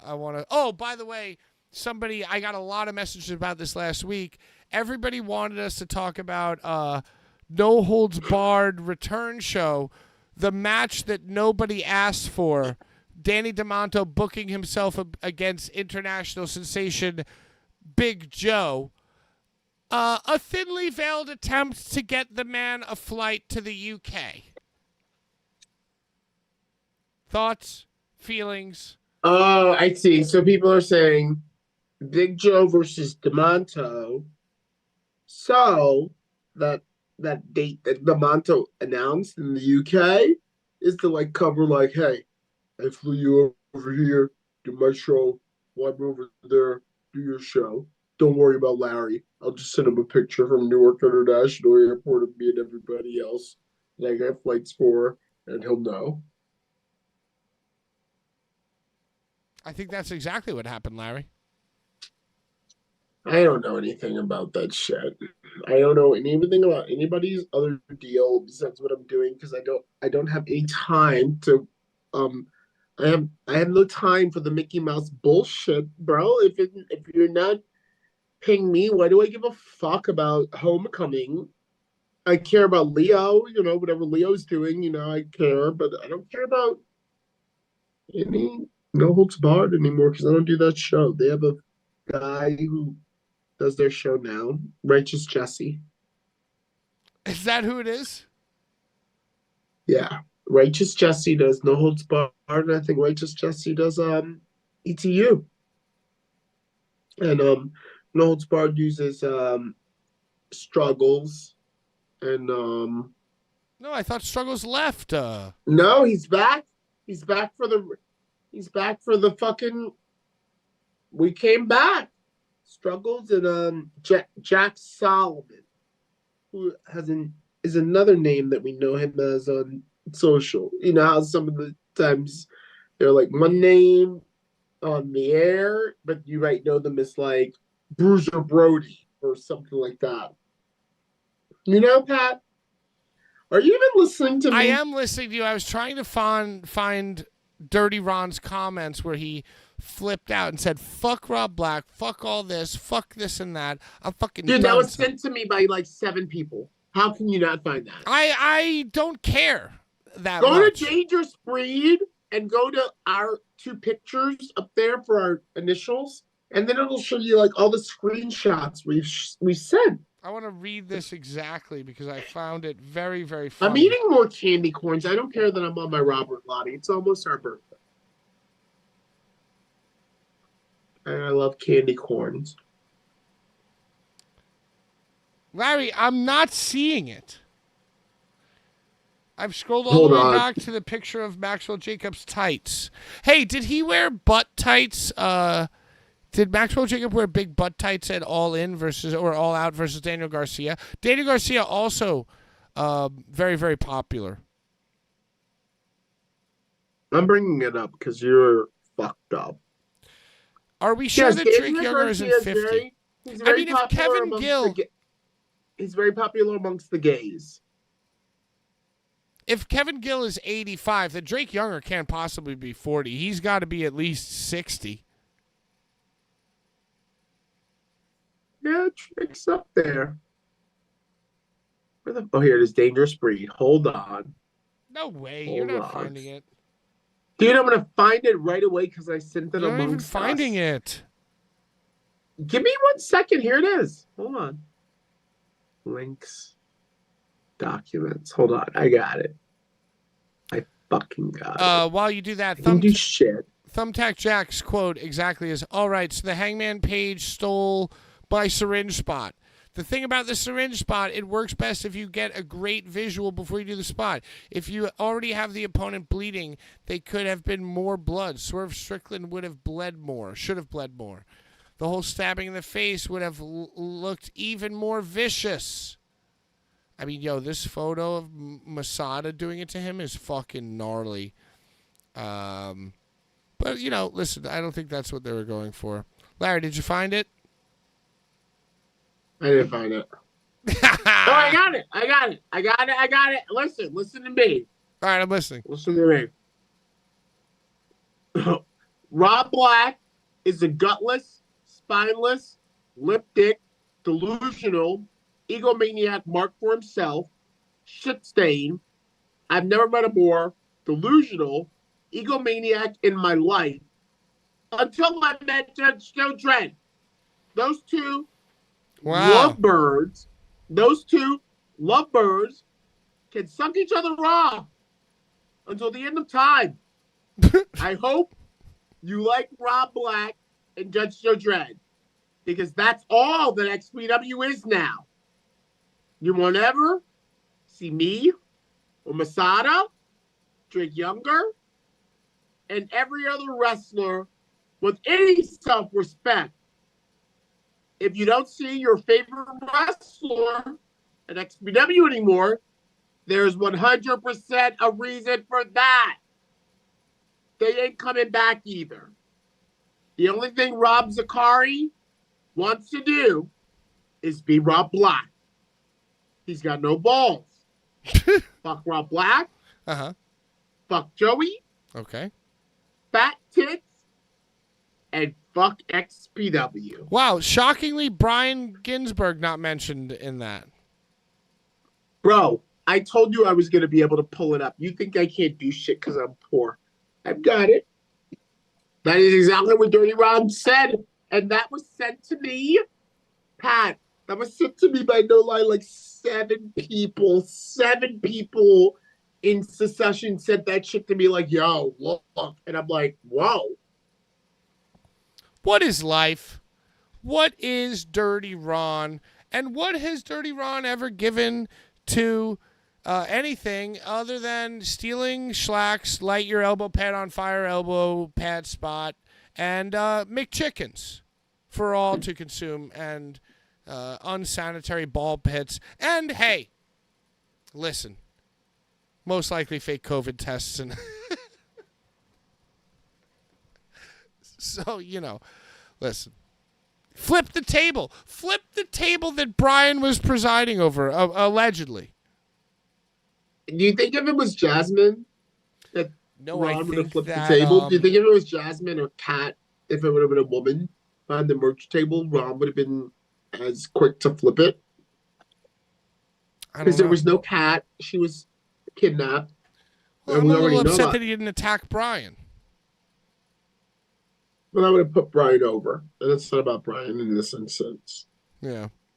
Well, allegedly, I don't know this for sure, but I've been getting messages as well based on this incident saying that apparently because Dirty Ron worked somewhere else with somebody else who is an avid hater of Slava.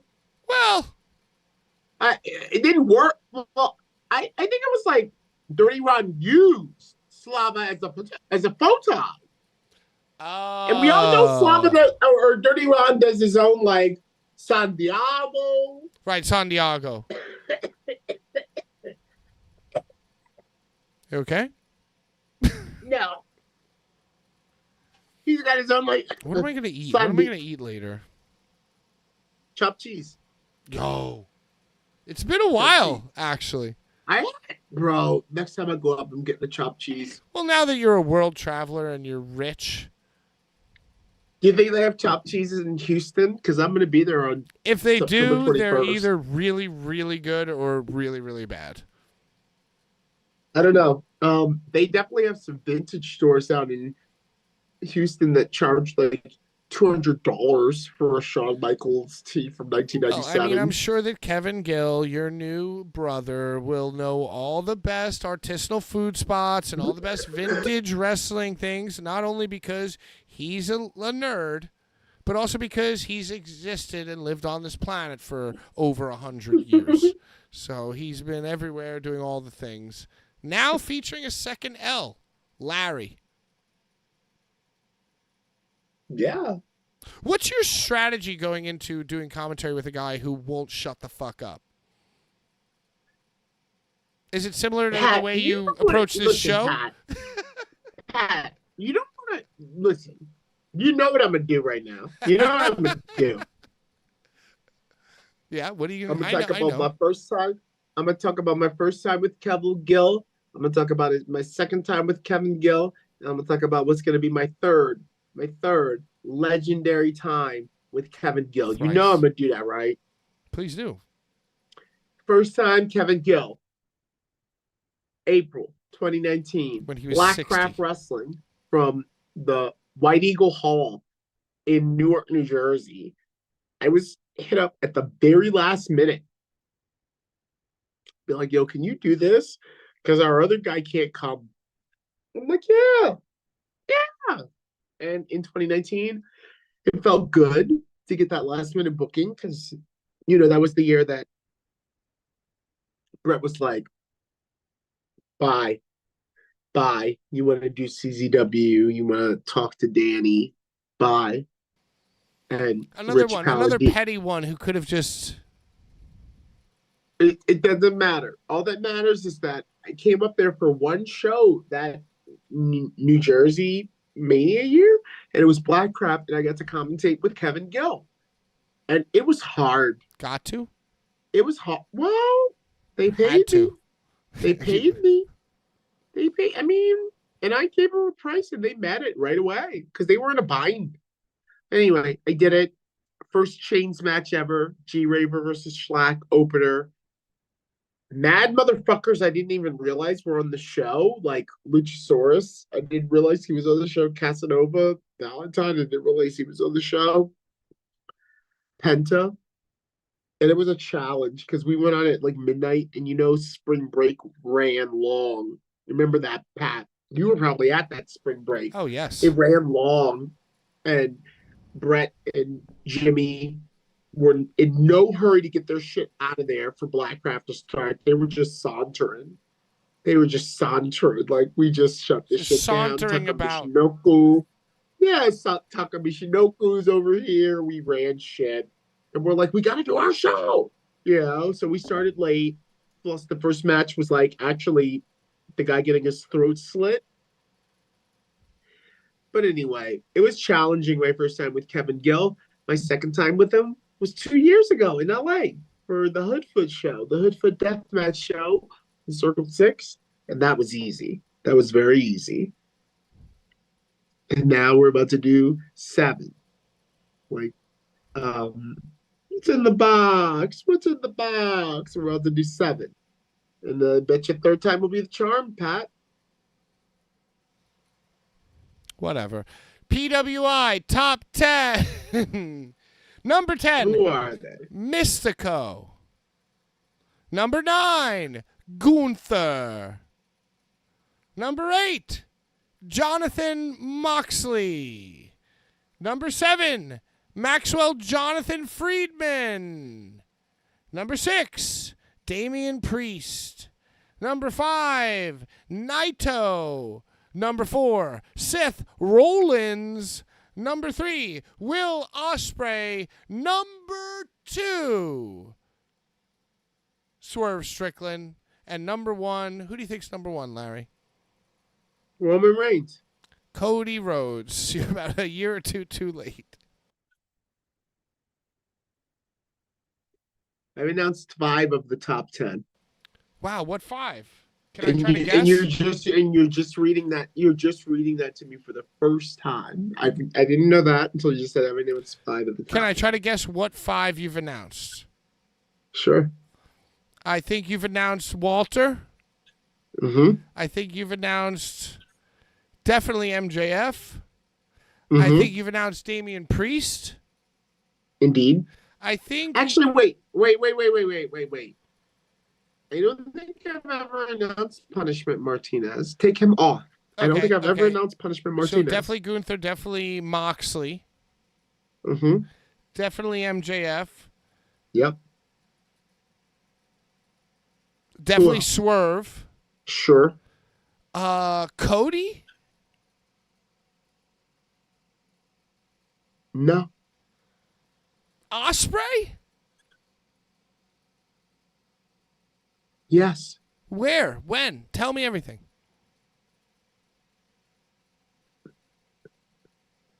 Columbus, Ohio. City of Gods. Ring of Honor. Pat. They wouldn't even let me come out and announce in the ring. I had to announce from the backstage area. But Pat, listen to this. For the Cody match, the one Cody match on the show, they got the commentator Ian Riccaboni to go into the ring and do in-ring introductions, even though I was like, Oh, I fucking hate that. listen to this. Even though I was doing the backstage intros, they for one match they had Ian Riccaboni come into the ring, and it was the Cody match. I'll never forget this. But like, I kind of like didn't care because I was like, I get to announce Suzuki, I get to announce Ospreay, I get to announce like all these Japanese guys. Did you get Naito that night? I think I had Naito that night. It was all from backstage, and I remember at one point, like Prince Nana and the Briscoes were like, "Bro, why are you not out there?" They were like, "Why are you not doing the intros from in the ring?" And I was like, "I don't know. I guess like Bobby Cruz or the other guy couldn't make it, so they were like, Larry, can you announce?" Like at the last minute, they were like, "Larry, can you announce?" And I was like, "Of course I can. I'm an announcer, you dumb bitch. Like, of course I can." And they were like, "Okay, announce, but just do it from backstage." And I was like thinking to myself, why? Why are they announcing? They're asking me to announce from backstage until the Cody match when Ian Riccaboni, the commentator with Cole Cabana, like went into the ring and did the in-ring intros, and he botched it. I'll never forget that he botched the intro. I didn't know what it was about it. I don't even know who Cody was fighting. But I was like, I would like to announce. I would like to have announced Cody, the American Nightmare, married to Brandy. I would like to have had my hand in announcing him in Columbus, Ohio. But for whatever reason, they were like, "Larry, you cannot come out and do the announcements. You must do them from the backstage." And on top of that, but the Cody match, we're gonna have Ian's ass get up from the table and do this intro in the ring. Yeah. Because they were probably afraid. They were probably afraid of how over you. Yeah, they didn't want his name coming out of my mouth. They didn't want the Runnels name coming out of Larry Legend's mouth. So Cody's racist. I don't know about all that. That's what you said. I just know that.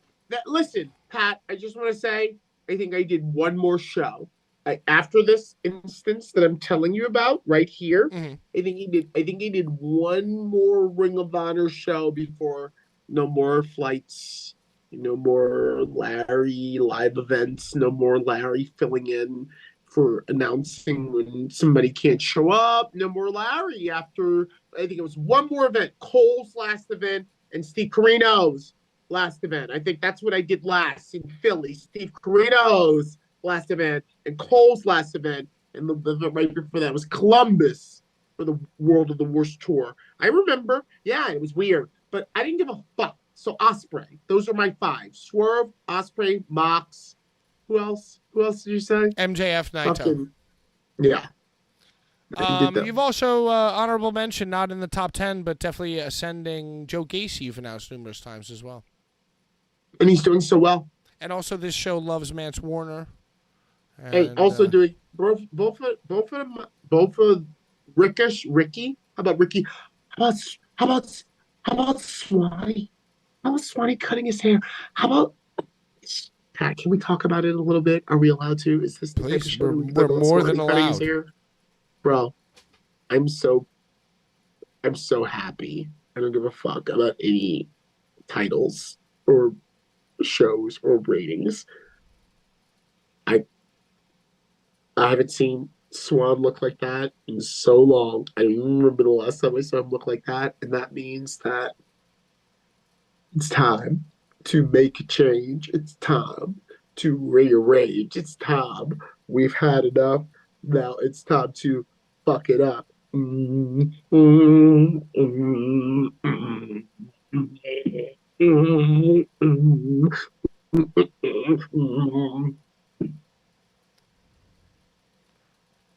I'm trying to see what his hair looks like.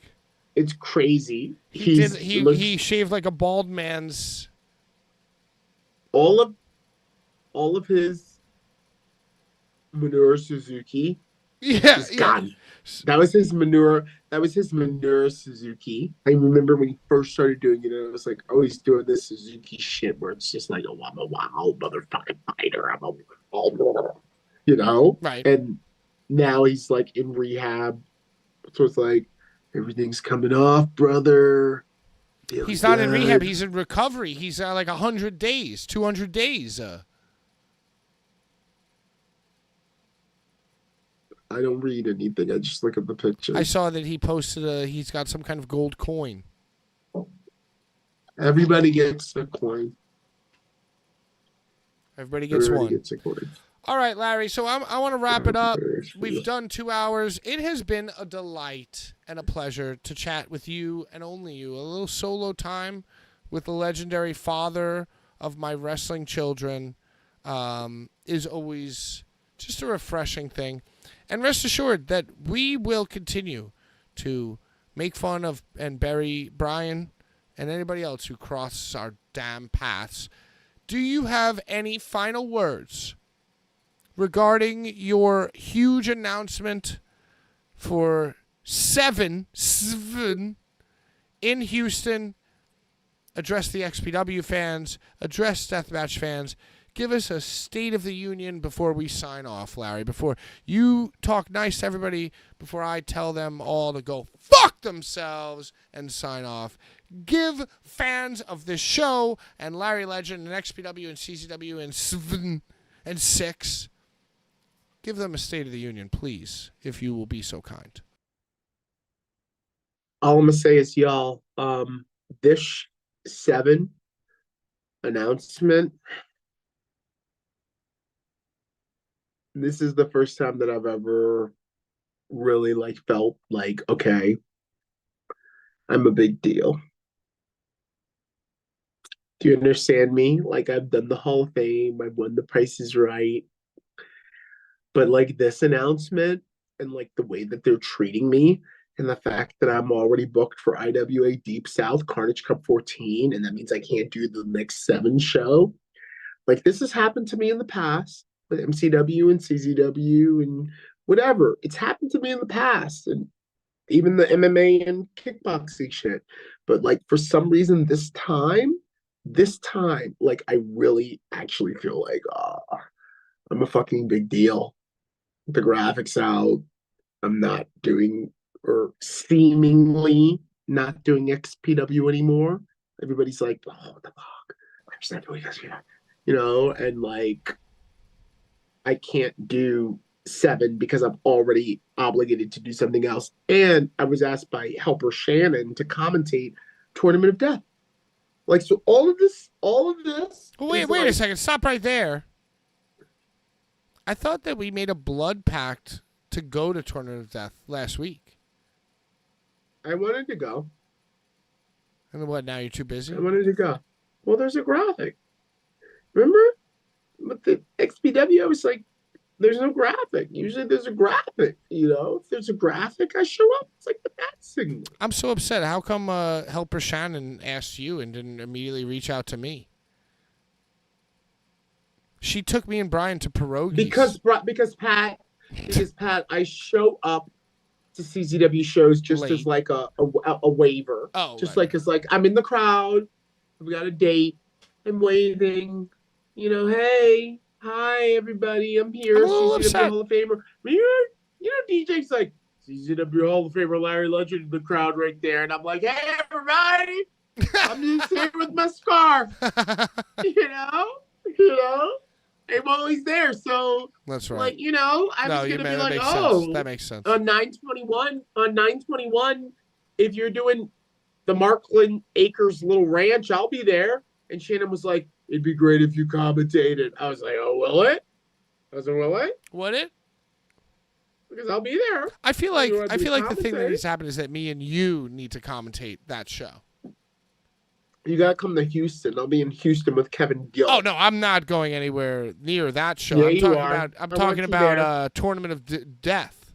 It's the same day as Houston with Mo. It's the same day as Hoodfoot show. All right, well, I guess we're going to be. They're running up opposition. Okay, it's so Judge listen, as far as right now goes, I am officially announcing myself as the official commentator of CW Tournament of Death.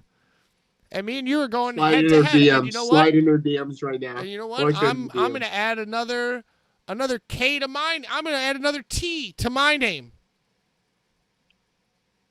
P-A-T-T. I'm going to hit up Shannon right now and say 2 T's.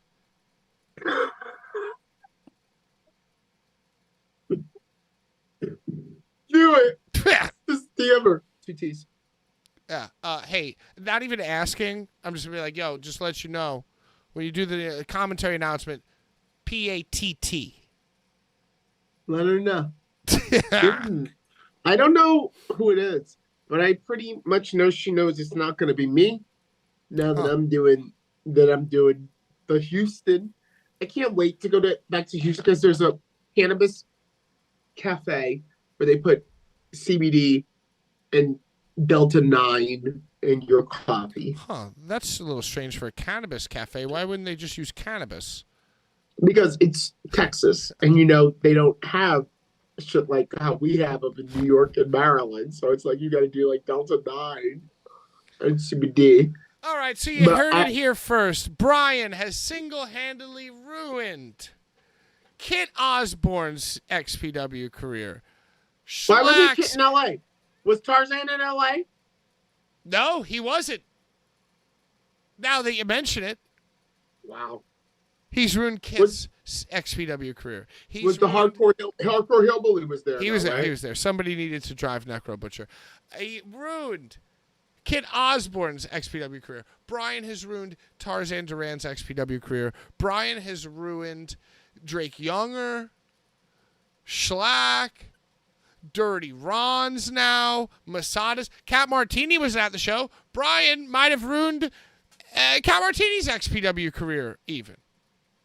And the final victim of Brian's XPW career genocide is none other than our dear friend and my wrestling father, Larry Legend. But never fear. No, I am not out of XPW. It sounds to me like Larry has landed on his feet. I'm Colt Cabana. And I'm Colt Cabana. That's why I'm Larry Legend. I'm absolutely shit out of luck. I'm fucked because Necro has once again made a miraculous recovery and started wrestling again. The one thing. Bro, did he fight? Did he fight, or did he just do like a punch? Well, when he does a punch, he fights. It's a punch, Larry. Yes, you're right, bro. You're absolutely right. He don't just do a punch. He fights. Yeah, he fights. Punches. Right, bro. And, if Brian's the one-punch merch guy, Necro could be like a half a punch. You can't kill him. Nature can't kill. I'm not even talking about other human beings killing him. Nature cannot kill Necro Butcher. I know, bro. He was skinny one year, and the next year he was fat. You understand me? He was in a wheelchair one year, and then the next year, it's a rib on everybody who saw him in the wheelchair in front of Graceland. He's all fat. I'm like, hold on. What? Brian's in the chat. He's live from his date. I'm sure that they went to a very expensive restaurant. Rob kills his own creation. Championship green pants. Necro Butcher took bumps. Couldn't believe my little eyes. He took bumps, Larry, and we're not talking about before or after the match. So, with the recovered broken hip, this man was taking bumps? Wow. Dude, science. Where's the footage, Brian? Why aren't you posting shit? He was working the door. Dude, the event was 15 minutes from being over, but Brian had his back turned to the ring so that nobody could get in for free. No, he didn't. Yeah, no, that's what he told me. That's what I heard. I heard ringside accounts. He did all three. Bumps before, during, and after the match. So science cannot kill Necro Butcher. And the one in that I had into the world of commentary was that Necro Butcher was my fucking partner. Pat. Necro Butcher was my guy. On the East Coast, Pat. On the East Coast, Necro does commentary. Wow. You don't know he that. wrestles. I do. Your XPW career is absolute shit because of Brian. Not when we're at the Hard Ballroom. Wow. Well, anyway, regardless of what happens, I love doing this show with you, Larry. I love doing the show with Brian when he decides that he wants to show up. And in my own little weird way, I love all the bullies that came before. And in my own little weird way, I hate the ones that I have now. So check out Blvd Bullies every Tuesday, 7 p.m. live on YouTube. It's a podcast, and if you are an enemy of ours, please do yourself a favor and die slow. Also, Halloween right around the corner. BlvdBullies.BigCartel.com for all your Legends of Death t-shirt needs, hoodies, beanies.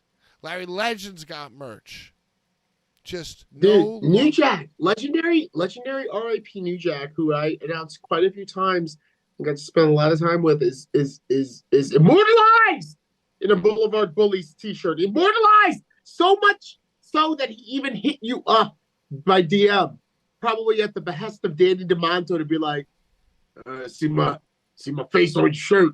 Where's my cut? Right? Didn't that happen? Yeah, that shirt was so phenomenal that he just had no other thought in his head than to assume that we were becoming millionaires off of the shirt. It was Zandig as Pinhead, yes. June Fasai as Pennywise, New Jack as Candyman. As Candyman. Do you remember the fourth? Tremont. It was Sabu as Ghostface. Thank you. I'm sorry. Tremont was Chucky next year, which, by the way, also amazing. So get all your Halloween t-shirt needs just in time for the party that nobody invited you to. Get all your Don't wait any longer.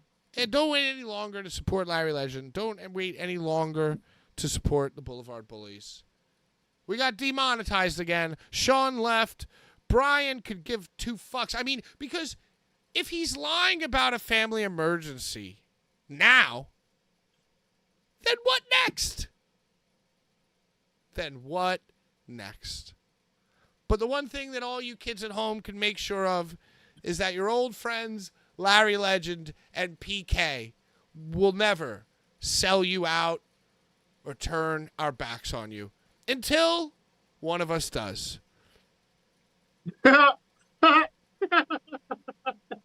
Yes. Out of time. Bye-bye.